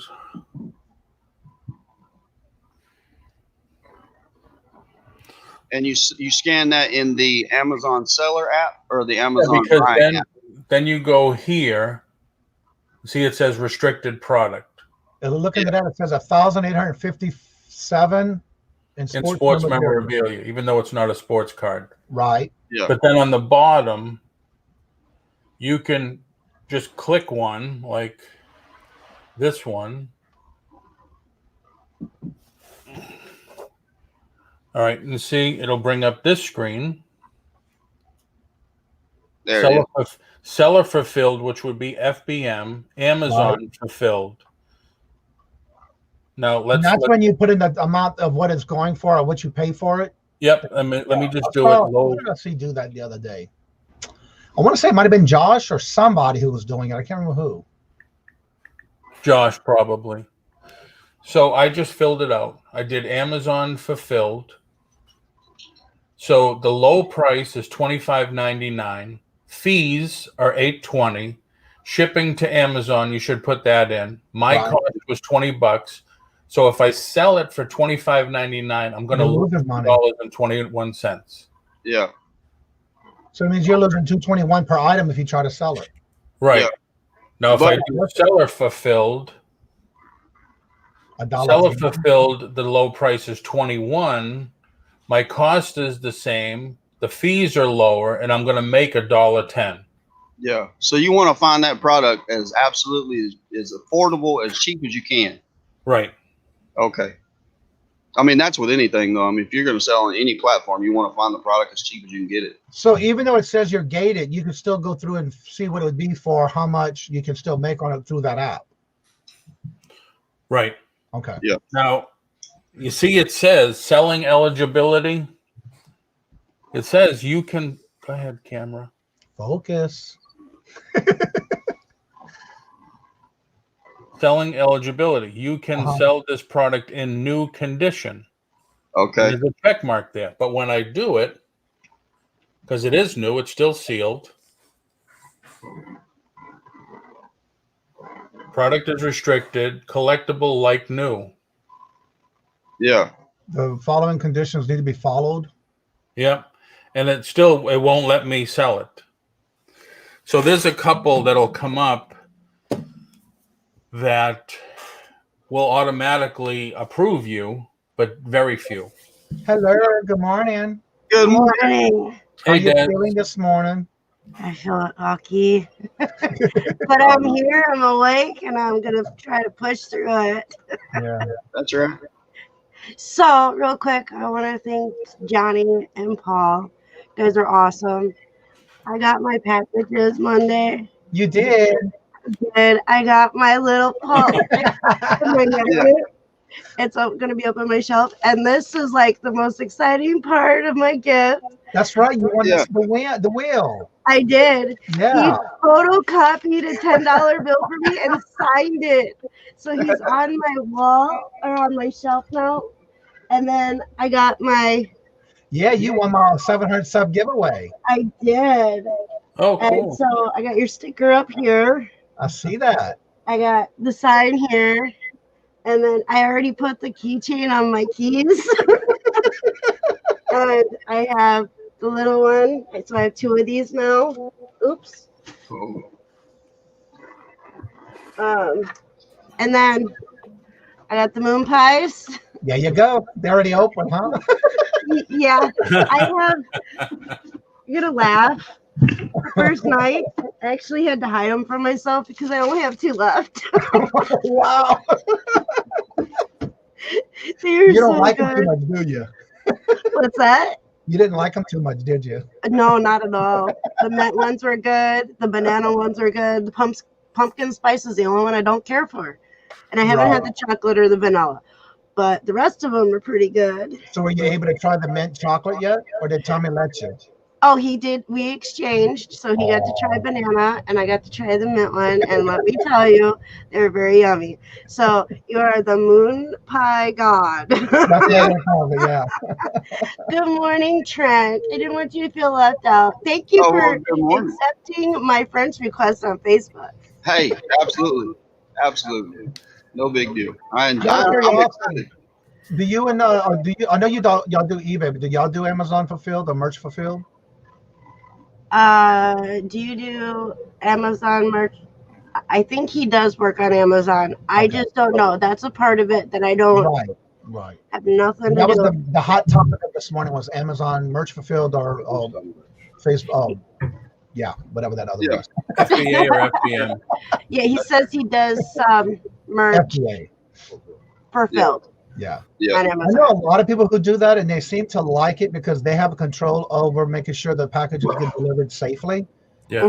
Because I hear a lot of problems with it not being delivered properly. That's right. Yeah. That's right. Well, a lot of times too, whenever you ship out a package from your house, you know how it's packaged, you know how fast you can ship it, and a lot of times it'll get there faster if you ship it from your house doing priority mail shipping. So Yeah, I don't know. Platform too. You know, the same thing with me. When I do anything that I list on Mercari or Etsy, they charge way more than I can actually get the cost for shipping. So I put it with no cost of shipping. I'm actually doing it as free. But what I do is I actually implement the price into the price itself for shipping, because if not, they charge a lot. So I don't do it through them. I do it myself. That's right. Time to turn on the heat press. Have a great day. Oh, cool. Thank you, DC Sales. And by the way, for those items that you just saw Dash show you, that's where they came from, DC Sales. Yeah, that's right. That's the one she just got that I gave away. I opened it up and I'm like, oh, I got a sign for DC Sales. And I was dancing around the house with it. I was like, look at what I got. I won. And so before she goes, if y'all looking for any type of items like that, here's her link. She does it on eBay. And I was told she does it on Etsy, but I only do things with that on eBay with her eBay account. And there's her link if you're looking to buy or get something special for your business or YouTube channel or anything like that. Definitely check her out. Time to run, and then does with that. And just have a beautiful day. Whenever here it is. FBA Amazon is responsible for the packaging. Also, you get it will help you win the buy box. Yes. Now, what is buy box? The buy box is if you've got if you're a certain amount of the price, like if you're almost the low, you don't have to be the lowest to get the buy box, but you got to be close to the lowest to get the buy box. And I think it has to do with like how many sales that you've made, and if you can get the buy box, you're going to make sales. Oh, okay. Because whenever people go through there and they see the buy, what it is this, it says buy now. And a lot of times you'll have to, if you don't have the buy box, then you'll have to go to the direct link to go to the buy box. And if you, but if you get the buy box, that's what you want to do. You definitely want to get the buy box. That way you can make the sales, because people don't have to go anywhere else. They just click on the buy it now, and you made the sale. So right. Okay. Learning a lot today about Amazon. yeah. What was irritating with me whenever I first started with Amazon is, like I said, I have a store plumb full of stuff that's got barcodes on it. And I spent 3 days going through this store, just scanning stuff with my barcode scanner and trying to figure out what all I could sell and what all I couldn't. And 90% of it I couldn't sell. Right. And it was a pain in the rear end, because you got all this stuff here and you're like, I ought to be able to sell it, but I just can't do it. I always hear, what's her name, Yellow Brick Road, when she talks about the different things. What she was saying something about a percentage. What is that about when you're trying to sell something on Amazon? I don't understand that question. Okay, go ahead and show what you're doing. I'm asking again. This is the buy box. Yeah. So it's $23.97, and then down here, new and used, there's 5 more from $23.97. This one is FBA because it's Prime. Right. Okay. So if you click on these, it shows you the other sellers that have it. I never noticed that. Oh yeah. I was wondering you could filter, and you could say, I only want to see free shipping and Prime, or I only want to see Prime. Okay. So the first one is $23.97. You get it. I'll get it tomorrow. The next one is $29. Yeah. So if I just want to see, stop coming up, you. Oh, you son of a bitch. If I want to see just new, this one's $25.99 and free shipping. Yeah. But I won't get it until February. Wow. Yeah. So in other words, if all these people, if everybody here fought for the buy box, this person could say, well, I want the buy box, so I'm going to make mine $23.50. And this person could come in and say, well, I'm going to make mine 23 even. And then the next person could come in and say, I'm going to make mine 22. And so on and so forth. Before you know it, nobody's making any money, and the only person that's winning is the buyer. Wow. Yeah. But you can't get the buy box unless you can ship it fast, right?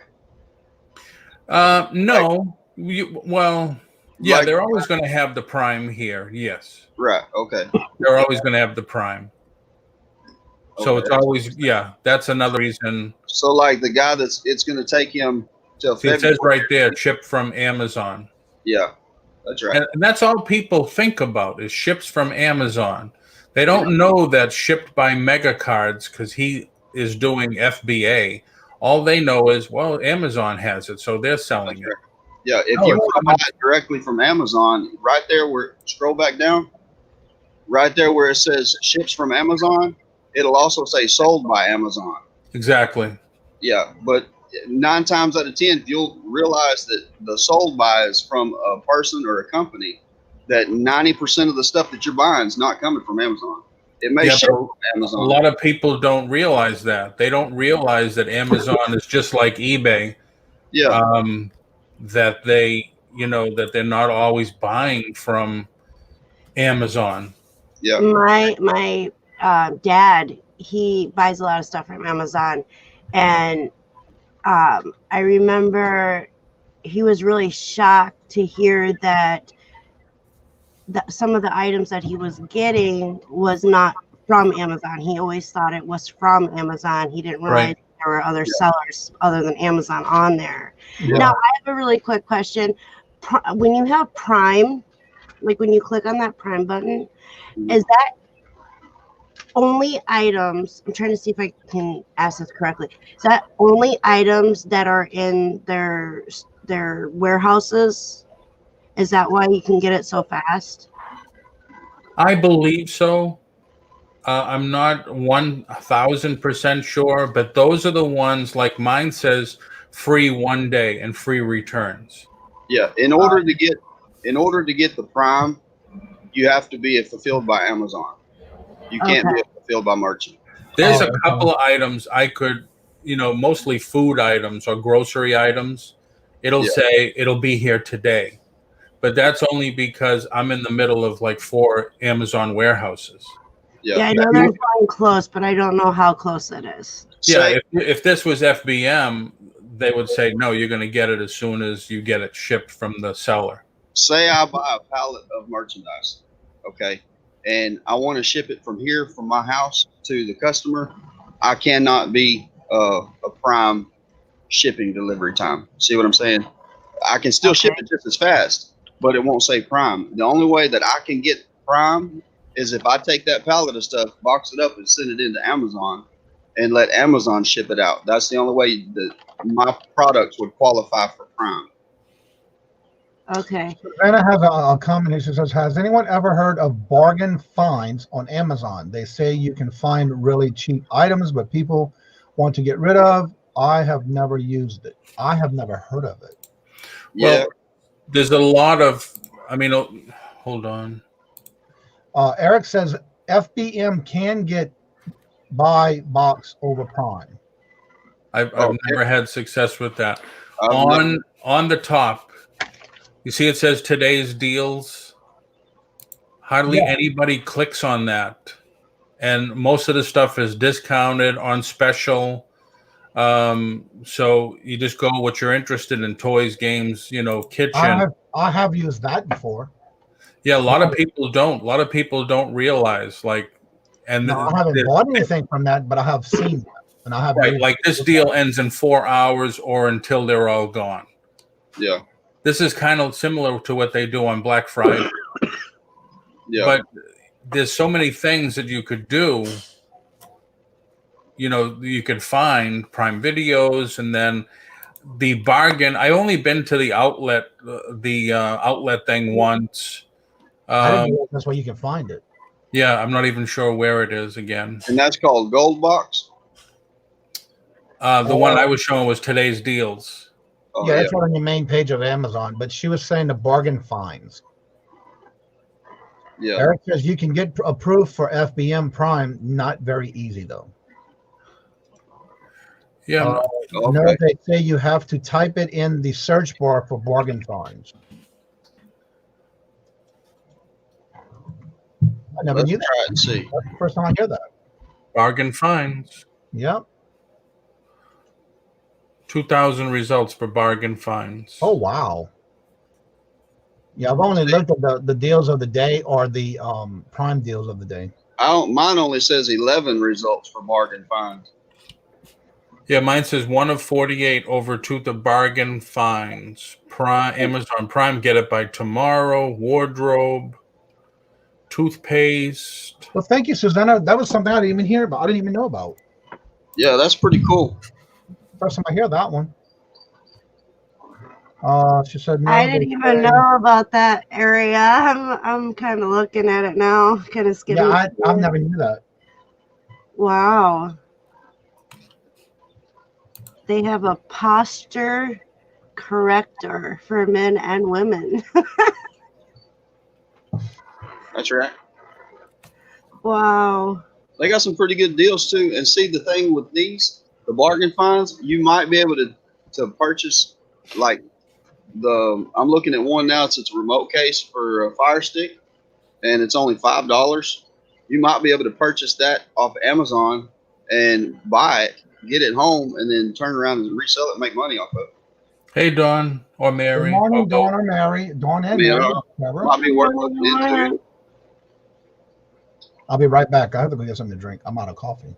Yeah. Not good.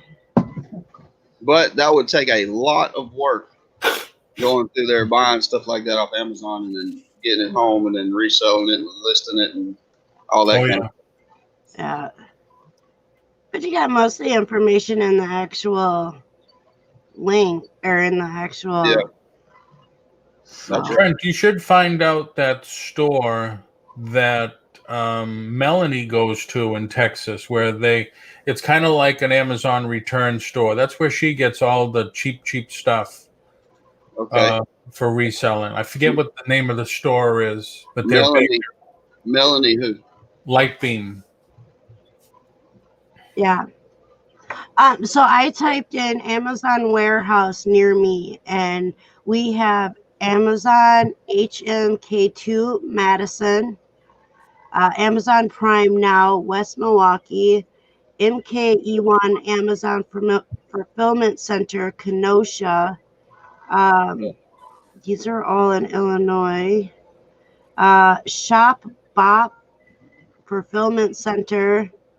That's a fulfillment center. Fulfillment center would be, no, I'm thinking of something else. I'm thinking of a prep center. A prep center would be like if I don't want to waste the time or spend the time and I have a pallet of items that I want to put up to Amazon, I'll ship everything to the prep center. They will put it into my Amazon account. They will label it. Amazon will tell them. That's the other thing. If you have 20 items, they're not all going to go to the same warehouse. Amazon's going to say, okay, we need 10 to go to Chicago, 10 to go to Milwaukee or whatever, New York. Yeah. They do all that for you. And I think they charge you like $1 a piece, $1 an item, most places to do that. Yeah. That's like we were talking about earlier too. You know, if you don't watch your P's and Q's and Amazon decides to lock out your account. I had a friend of mine. The reason I was saying that, and he was doing drop shipping, and drop shipping's not good. No, it's not. And he was drop shipping from Walmart and Home Depot and places like that to Amazon, and he was making good money. I'm like $30,000 a month, and he was making fantastic money. And Amazon come in there and found out that he was drop shipping off of the other platform, and they just locked his account out, and he had like $40,000 locked into an Amazon account he couldn't get. And it took him forever to plead and bargain with them and tell them, look, you know, I'm sorry, it will never happen again. And they finally released his money, but then they permanently forever closed out his account. So now he can't ever sell on Amazon again. Right. So drop shipping is a bad idea. I know there are people that do it, but it is a bad idea. It's just a matter of time before you get blackballed from all platforms, and you're gonna have to get you a 9-to-5 job or something like that. Right. Well, I don't understand how that drop ship works, because I've seen people talking about it, that they have to do it because they either didn't have a product in their store, they thought they had it listed, and then they go and get a drop ship. Drop ship, all it is say I go to Walmart.com and I find a product that I want to sell, and I take that product and I put it on Amazon, and all you got to do is you can it's real simple to do. All you do is like copy the URL and paste it in Amazon, or you can find the barcode, you can scan the barcode and paste it in Amazon, whatever. Then you list the product on Amazon, but you don't actually have the product. What happens is whenever a customer comes in and they purchase the product from you, then you turn around and you purchase the product from somebody else at a cheaper cost. So say I got this cup here, okay? And this cup is for sale by Walmart for $15. Okay, Walmart's got this cup in stock for sale for $15. I want to sell this cup. So what I do is I go to Amazon and I will sell the cup through Amazon's platform, but I don't have the cup. Walmart's got it. So the customer comes in and they purchase the cup from me, and now I have to go to Walmart.com and purchase the cup from them. And then I directly send the cup to the customer. But he's selling it on Amazon. He's listing it on Amazon for like $10. Let me draw you a picture. It's really simple. Okay, you got. I understand. Amazon. I couldn't see myself doing that. I understand it. I mean, because you're making a profit without actually having the product. Yeah, and there is a correct way to drop ship without getting in trouble, and then there's the wrong way, and most people know the wrong way. Don't ask me the right way, because I'm not sure. All right. You got Amazon, Walmart, and the customer, okay? The customer buys the product, okay, from Amazon. Let me see if I can do this backwards. They buy the product from Amazon, okay? I've got the product for sale on Amazon. So what I do is I go to Walmart.com and I buy the product. Then I ship it directly to the customer. Okay. So now instead of the customer going directly to Walmart to buy the product, they're actually paying more money for it through Amazon because I'm getting it cheaper through Walmart. So whenever they purchase the product, they're paying $25 for a $15 cup that I'm paying $15 for. And all I'm doing is I'm keeping the profit. You see what I'm saying? Yeah, I understand that now, but I just couldn't see myself doing it. That's all. Yeah. Well, the problem that the platforms are stopping it, like eBay. You can't drop ship on eBay anymore because they look at it as you don't have control of the product. Right. That's right. If you mention on your site 1 day shipping or 2 day handling time or whatever, they know that you can't guarantee when Walmart or whoever you're buying these from will do that. That's right. Like one of the distributors I buy from, they'll do drop shipping. I buy the case from them. The case stays there. And I just tell them, okay, I need this to go here, this to go there, which is a little different. But still, when eBay finds out you're doing drop shipment or Amazon, they shut you down. Well, I can honestly say with Flipping Goodies comment, I have never, only one time I've had somebody tell me not to put the invoice shipping label in the shipping invoice inside the package because it was a gift, but it still went to their house, but they were going to be giving it away as a gift, so they didn't want to open it and they were going to give it to that person. But I've never had anybody say anything about not using, requiring not to pack carefully, not use invoice and or eBay tape. I've never had that happen yet. I have from other toy people. Now, I've heard it from other people's YouTube channels. They have had that happen, but I personally haven't had it happen.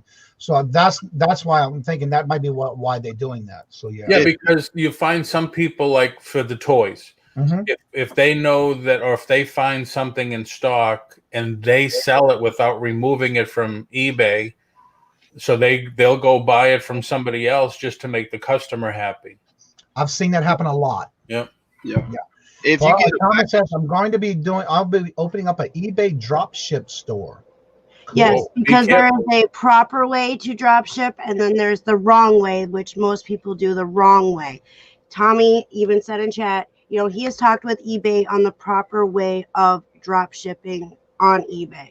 You don't get suspended for drop shipping. You get suspended for drop shipping the wrong way. If you can find a company that you trust, like a wholesale company or somebody like that you can drop ship from, that is specifically set up for drop shipping, and all they do is they have, like, there's a company called Grace Wholesale, and they guarantee 1 day shipping time. And if something happens and they don't get it out, then they'll email you, and then you can email the customer or whatever the situation is. But the good thing about that is you don't have to have all the products in your store. You can have a complete warehouse plumb full of product, but it's not in your possession. So you don't have to worry about building a warehouse and all that just to hold the products. But in order to do a drop shipping through eBay, because you can still do drop shipping through eBay, but you tell Tommy to look out, because from what I understand, if they find out you're drop shipping, then you cannot get above standard rating. You cannot become a top rated seller. Well, according to him, he already talked to somebody from eBay about how to do it the right way. Yeah. Like I said, probably through, I would imagine it would be through distributors and stuff like that. Right. But not listing a product that's, you have a link from another, like Walmart. Walmart's selling it for $5. You're selling it on Amazon for $10. So you're just trying to make a $5 profit by putting a link in. Right. Yeah, that's the wrong way to do it. Don't do it like that. If you Jennifer, I thought the same way. I thought it was you weren't allowed to do that either, but I have seen it in a couple of videos where people are doing that, where somebody orders something from their eBay store and they go to get it and they can't find it. So now what are they going to do? Either they're going to cancel it or they're going to try to drop ship. And so I thought that was completely wrong anyway. Well, the fact is, eBay is not going to be able to stop it altogether. And the reason is because say you get to selling on eBay and say I've got a store plumb full of stuff here that I can sell, and there's a product that I want to sell, but I have to drop ship it, then eBay is not going to know the difference, whether or not I'm shipping it from my house or I'm shipping it from a drop shipper. You see what I'm saying? I mean, eBay is not, they can't know everything. And that's the problem is you get these drop shippers that come in that screw it up for everybody because they, oh yeah, I'm going to ship it. It's going to be there in 2 days, but they're shipping it from China. And you can't ship stuff from China in 2 days. No, not at all. I mean, not even 2 weeks. No, Yeah, I understand. Flipping Goodies said that they think of the big picture. A $20 profit is not worth risking your account. And that is so true. Exactly. I personally would not do it. I just see a lot of people that are doing YouTube content that are doing it, and I can never figure out why or what's the reason for it, but except for that they're not keeping their inventory properly. They take things out. For example, some of them taking, and I'm not going to say who because that's a yearly thing they do. And they forget to take the numbers off their inventory, so that's why they think they got it and they don't. I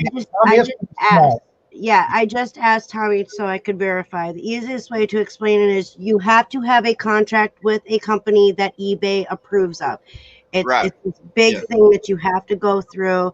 And I wanted to double check because I didn't want to give out false information.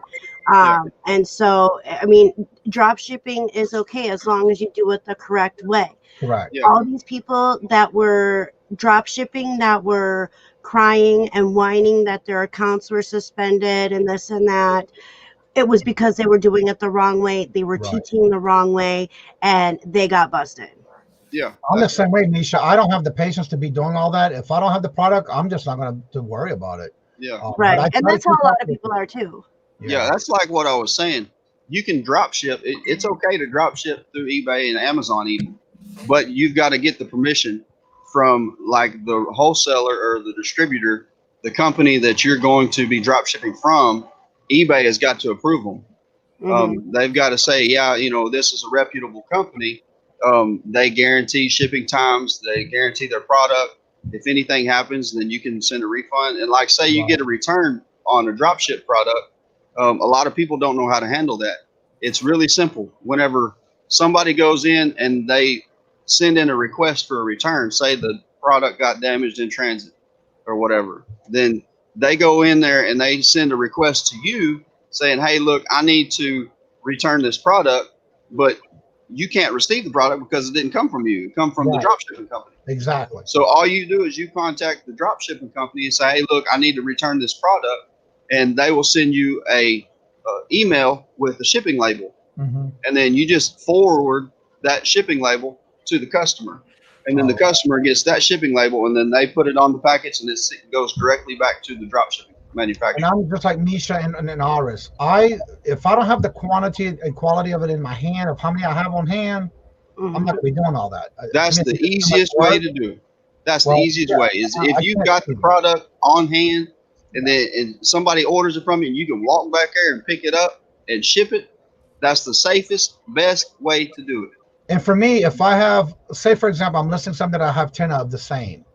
For some reason, it's just a double checking for myself when I'm doing a listing. I'll always go back and make sure I have the exact amount that I have in hand. Yeah. Because sometimes that can happen where you accidentally don't put that quantity and you go to get it in your store and you say, oh, wait, I didn't put the amount of how many I have. You definitely go back and do that because that'll help you and save you in the long run.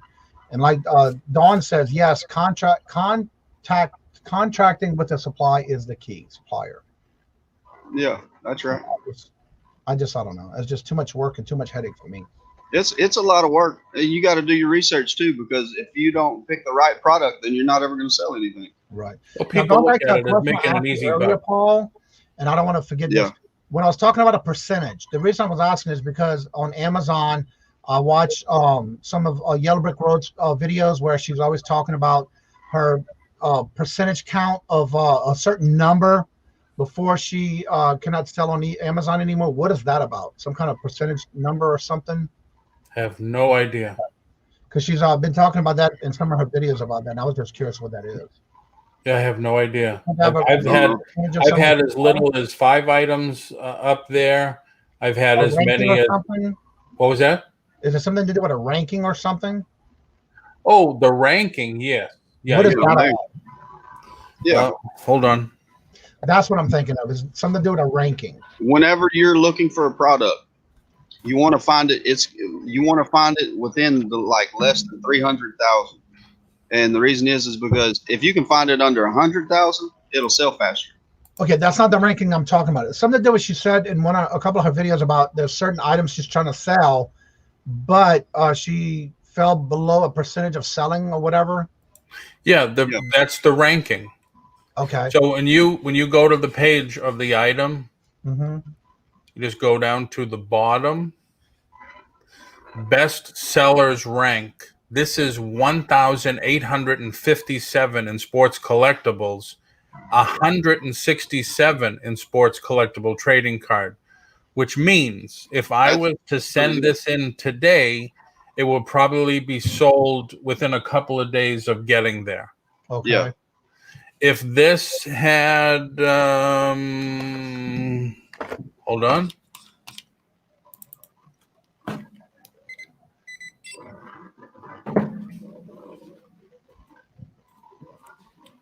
Let's see this item. So you have to go all the way to the bottom of it to see it. This item is VSR. 309,000 in toys. 26,000. So means this could take from a couple of weeks to over a month to sell. Oh wow. Yeah. So that's what people look at is right there. The lower the number, the faster it sells. Yep.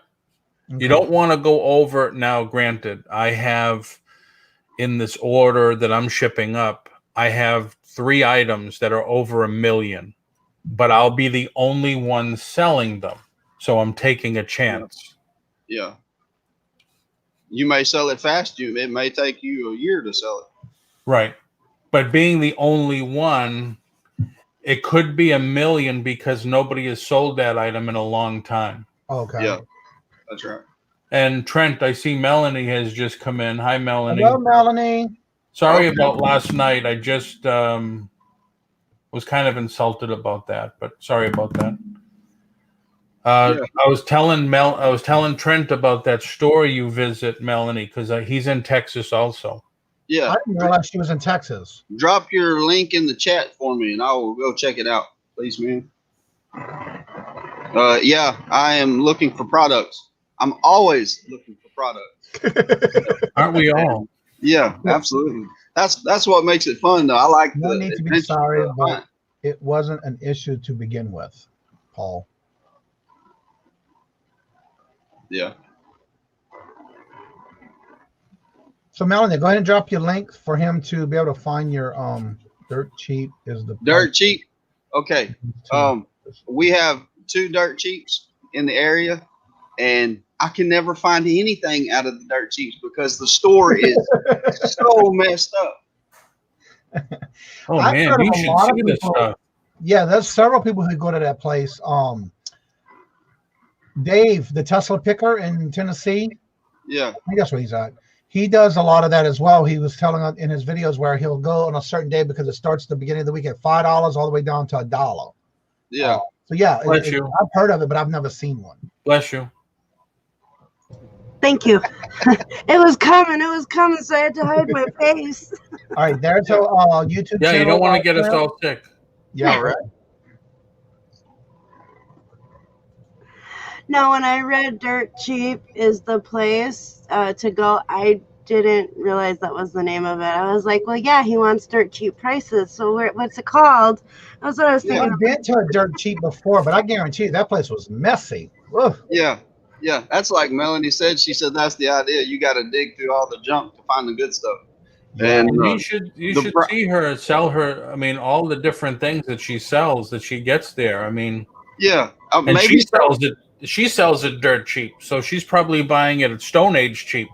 Yeah, that's right. Well, the problem with me going into one of these dirt cheaps is whenever I walk in and I look around, I just feel like I need to go take a bath. It's nasty, and I just Nasty. It's I'm nasty. looking to see if there's one near us. Probably not. I don't go there. I should too. I'm in Texas too. I've only been to it, I think, once. We were traveling somewhere, and I do remember going into a place called the Dirt Cheap. Yeah. But again, it was so messy that I was not going to be digging through all that stuff.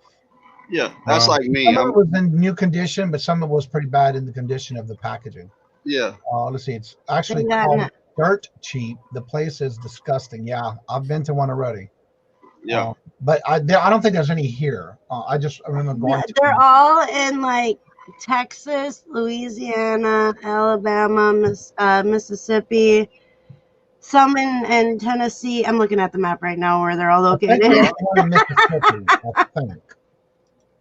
What's that? So what is that? Like the South, middle of the South, or something? Yeah. But I do remember going into one. What's that? I do remember going into one, but I never been to one again after that. They were literally like a dump, pallet. Yeah, it's exactly what I saw. Yeah. But yeah, I guess it's just a matter of like a hunt on anything you're looking for, I guess. Right. Gotta like hazmat yourself. Yeah, exactly.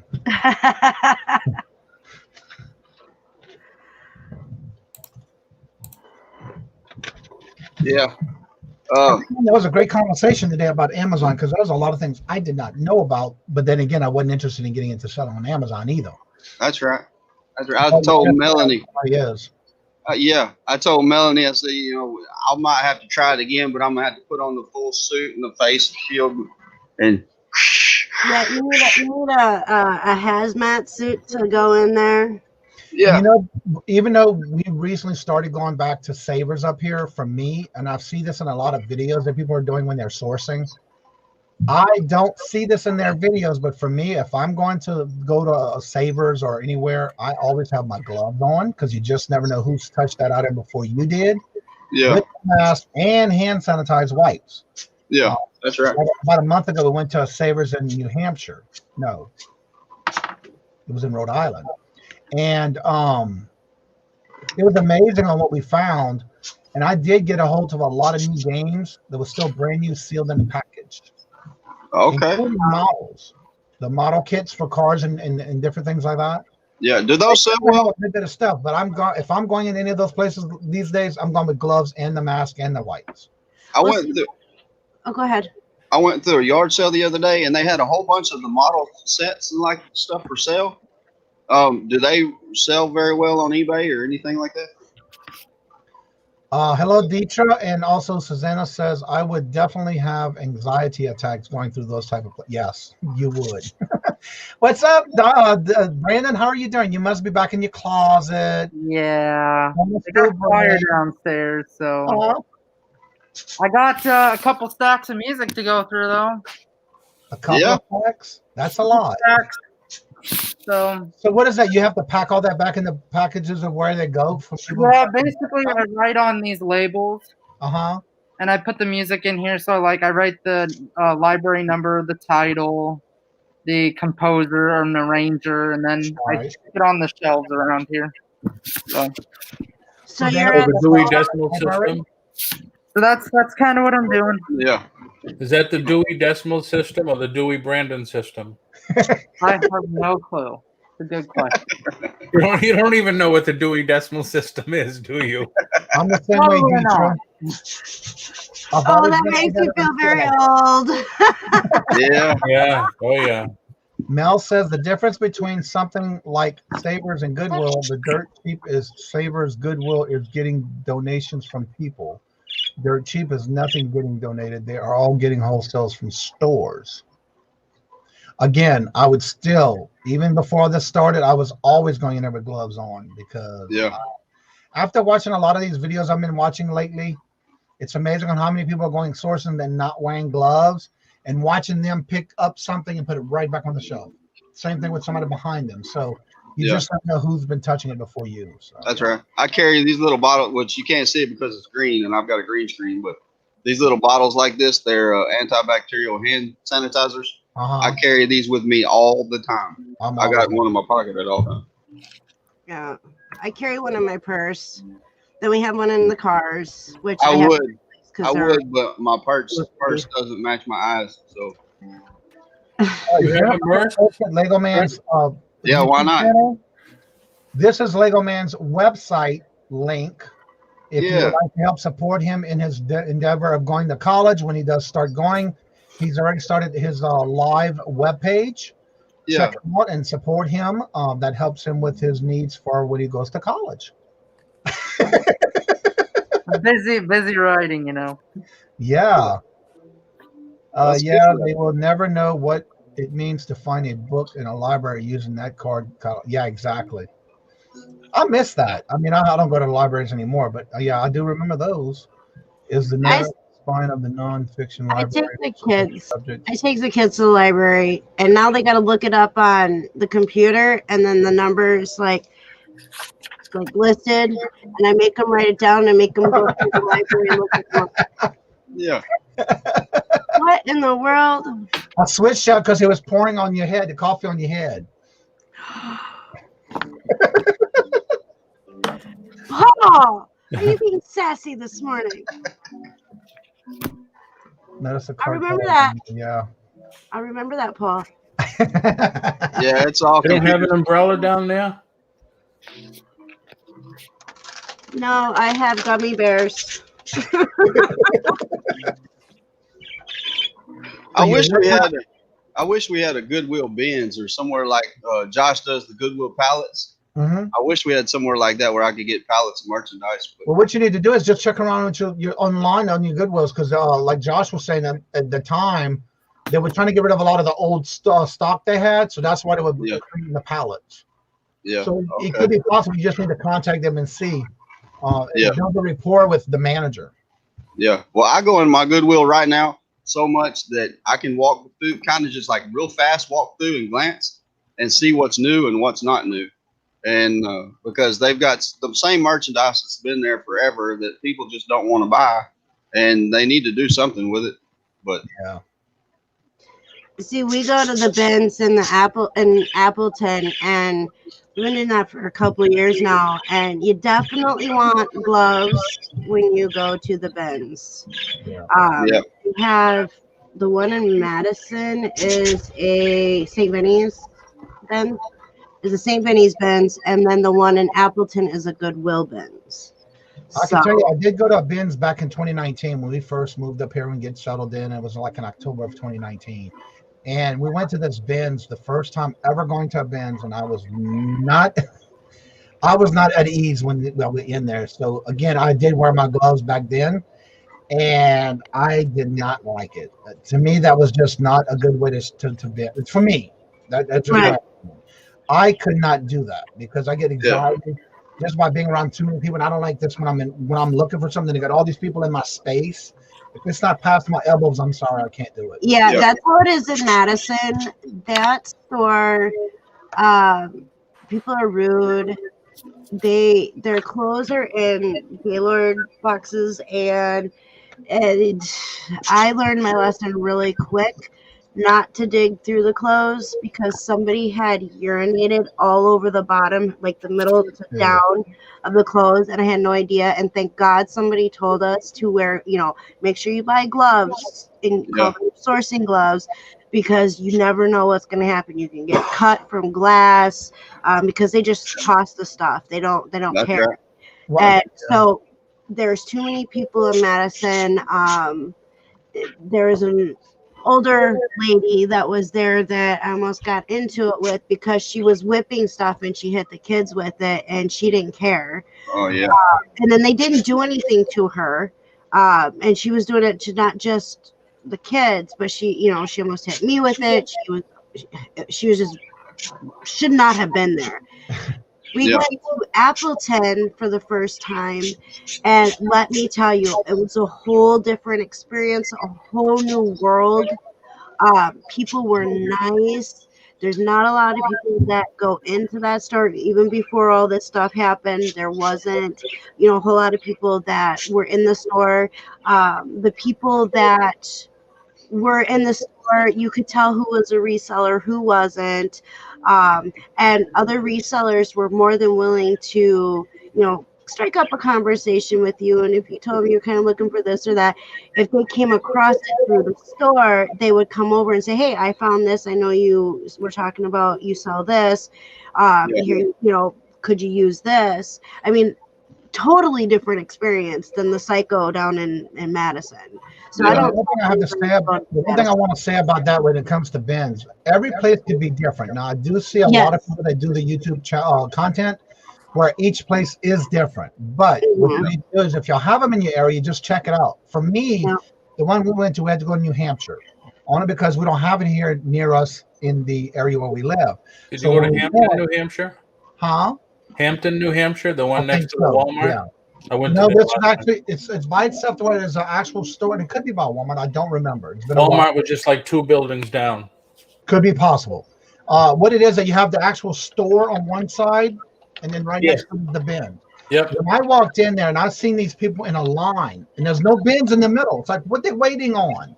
I've never been there before, so I'm looking around, and Robert says, "Well, I think that's where they come in at with the new bin." And when I say that when they came out with the bins, they were like vultures in it. Yep. I told Robert, no. I'm going to stick around the sides because they had these bins that were pulled to the side, I guess, that were already picked through. Yep. I felt more safer going through those than what was in the middle. Yeah. So you need to experience it yourself if you're interested in looking for something like that. Check your local areas out. See if they do have them. You may want to go check them out on certain days. See what days are different. Right. I understand each place is different, and some places are like very much is. Yeah. Last time I went to that one. Flying. Yeah. I went to that one last time I went home, and I dug down at the bottom of the bin, and I almost cut myself because there was a bunch of broken glass. Yeah. One's here in Orlando. I tell everybody, so you need to be packing when you go in there. Yeah, that's right. They'll rip the stuff out of your hands and say, "What are you doing?" "Oh, sorry, don't speak English." Yeah. You know, I'm not taking time for that one. I went to our bin this last weekend and I found someone's diploma. So I'm gonna see if I can return it back to that person. If not, I'll just shred it. Yeah. Oh wow. The only time I've ever had any dealings with Amazon returns and stuff like that going through the pallets, there was a guy put an ad on Facebook, said, "Hey, Amazon products are going to be at this date, such and such time." So me and my wife and my cousins all got together and we were like, "All right, let's go check it out." We were excited. We were going to get over and go digging through the bins and figure out what else. We get there and we get pulled up to this building and it says it opens at 3. So it's like 2:45 and we're sitting there waiting. We're excited. And this guy pulls up in a little hatchback car and gets out and starts setting these boxes outside the front of the building. And I was like, what's he doing? So I went over and kind of looked in the door trying to see, and you could see a bunch of bins and stuff, but you couldn't see any products in them. And I thought, well, maybe, they're just like half full or something. And no, this guy set out 6 boxes of stuff, and that's the products. There was only 6 boxes, little bitty boxes of product. And we drove like an hour and a half to go visit this guy and see what all they had. But yeah, so that kind of burnt me on the bin thing. I want to say hello and welcome Thrift Lobster, if I'm not mistaken. I think his name is Robert. Yeah, good morning, buddy. Good morning, hello, and welcome. Good to see you. So my biggest comment for that is don't feel like you don't want to try it out by not going at all. Yeah. Check it out and see how the bins work in your area, because I've seen different types of videos where they are totally different in areas. Yeah, I know with Dave, the Tesla picker, when he does it, a lot of times it's each of the areas where he's at, you allowed one person per bin when he goes. And what they did is they basically spread everything out about 6 feet apart. So if one person's at that bin, no one else can be at that bin until they move to another one that no one's at. So you just need to check out the ones that are in your area if you have any and see how they work it, and like the one in Appleton. Every place is different. The one in Appleton, you have to have a mask on, you have to have gloves, and only one person is allowed per bin. And Tommy was there, and he said it was so much nicer just having one person at the bin at the time, or at the tub at a time. And that's where he actually got my Rachel Ray cooking set. It was called Rachel Ray cooking set. He got the complete set with Liz. Let me tell you, it was a good Christmas because I love Rachel Ray. Yeah, and he loves the woman. I have my Pioneer Woman stuff too. This is a Pioneer Woman cup, and I have, the coffee tumbler and stuff with her. And that Pioneer Woman stuff didn't last long, did it? What's that? The Pioneer Woman stuff. I know Walmart had a big push for that. I went there the other day. I didn't see any. There might be out because a lot of times they come out during the Christmas holiday first. That's when they really push a lot of that, but they'd still have them. Yeah, Pioneer Woman is very popular, like up in Wisconsin. Every time we go to Walmart, you see them stocking the shelves with her stuff because it was sold out so quick. Right. Oh, wow. Now I do have to say, now that I think about it, we did go to, and I think it was called Goodwill Bins in Illinois, and they didn't. I guess it was because of the time of day we went. It wasn't really packed. But what I did was I basically would stay around the outside, and then I would stay there because I could not see myself. That was when I first ever seen anything with Goodwill Bins. This was way before I even thought about eBay. And it's like I couldn't even dig in those at that time either. That's so right. Each place is different. Just check out what you have in your area. We're not saying not to do it, but definitely make sure you use gloves and everything else impossible. Well, I think the closest bins or pallet place next to me is all the way in Houston. And it's a 2-hour drive for me. Ooh. So, yeah. Yeah. And the bins isn't for everybody. It really isn't. Right. It just, you have to determine for yourself if you believe that it's something that you want to try and go and check it out. Make sure you call them though first ahead of time to make sure that, what their rules are, because now with everything that's been going on this last year, their rules have changed. Right. So call, double check, follow the way they have everything set up, and go and enjoy yourself, but make sure you wear gloves and good gloves. When I went to the one that we went to here in New Hampshire, while everybody's digging into all these bins, they had this large case, L-shaped glass case. I did most of my shopping out of the cases because it was still brand new. With the price tag, I was still getting able to get it by the pound. I even sold, all of it sold already, but I even bought a brand new pair of bicycle pedals.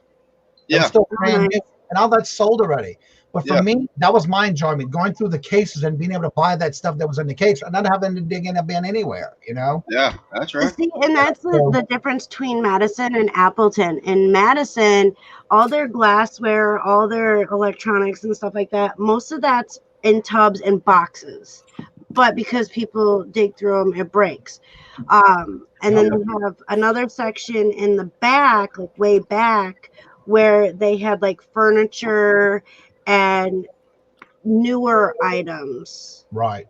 Yeah. The one in Appleton, they have all their like furniture, vacuums, any glassware, that's all on shelves. And the employees actually go through the bins to make sure that there's, if somebody put glass in it because, they were too lazy to walk over to the shelf, they take it. I've seen them remove it, make sure nothing's broken there, stuff like that. Right. And I mean, it just all depends on where you go. And I don't think the one in Appleton doesn't have a glass shelf. And I don't think the one in Madison has the glass shelving or the cases. But the one in Appleton, they actually sell Gaylord pallets for pretty cheap. So when you go in, there's a big sign. They have so many Gaylord boxes available for sale. And then they have like houseware, hardware, or hard goods for a certain amount, and I think it's like between $20 $25, and then they have the clothing, which I think is like $20 $25. Like one of them, it's pretty cheap. Something that sells pretty regular that I did not know, stuff like curtains and bedding.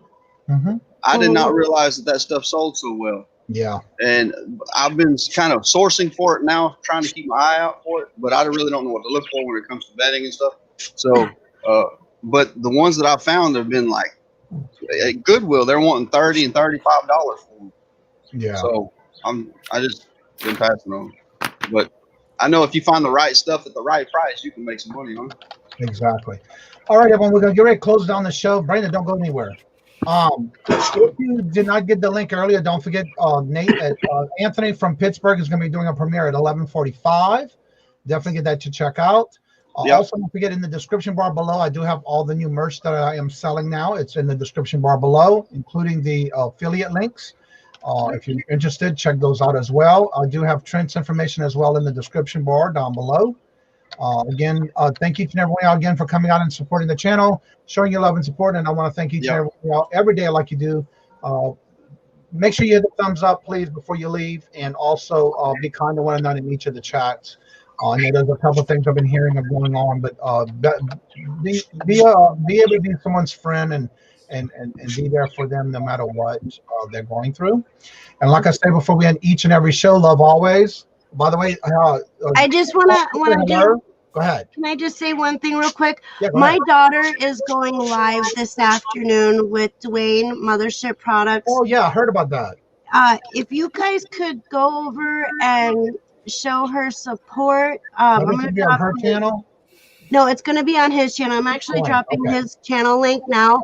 But they are making creamy spaghetti and meatballs in an Instapot. Oh, so they're doing it live.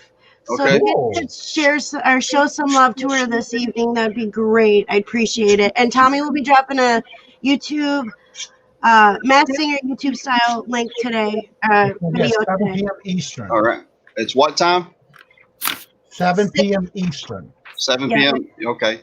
So then that would be 5 your time, I believe, Trent. Right. No, because you're. It'd be 6. It'd be 6 my time. Yeah. Okay, so then you're the same time zone as me. Okay. Right. Okay. All right. If you have anything coming up, Trent. We've got auctions tonight. Johnny's got an auction coming up. Paul's got an auction coming up, and then I've got an auction with Hemlock Lady Mercantile. Her starts at Johnny's is first. Paul's is next, and then Lady Hemlock's. And it's actually after each other because it could be mine's from 4 to 6, Paul's 6 to 8, and then Hemlock comes on at 8.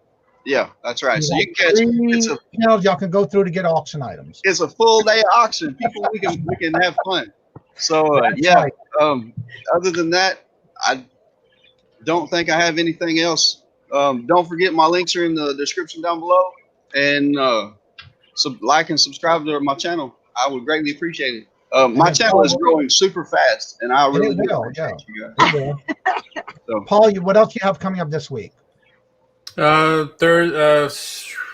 Friday, Dolly and Polly show. Saturday, 4 o'clock, Jerry's liquidation sale. Yeah. Yeah. And what time is that one? 4 o'clock. 4 o'clock p.m. Eastern. And Des, do you have anything else coming up this week? We have the YouTube Mass Singer on Friday on Tommy's channel, The Bargain Effect. Do you remember that link because everybody still have a chance to vote if you haven't voted yet.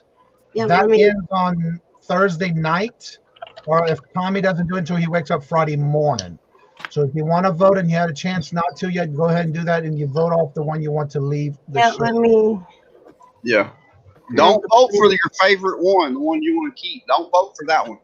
No. Vote for the one you want to see go home. Yes. Voted off the island. I'm getting the link now. I'm not as fast as Jennifer Hay. And Brandon, what else do you have coming up this week? I have Carol's auction on Sunday. Sunday. Okay. All right. Awesome. And she's giving a link to put in the chat for the Bargain Effects Masked Singer YouTube style episode 2. That was the first elimination, so this will be the second elimination. Which will be this Friday at 9 p.m. Eastern. Central, your time, right? Oh, 8 Central. 8 p.m. Central. 9 p.m. Confusing. 9/8 Central. Yeah. All right, everyone. Thank you all for coming and supporting the show. The love for the channel. Love always. Love is always free. Please be kind to one another until we meet into another chat. Have a blessed and fabulous day. Much love. Bye, y'all.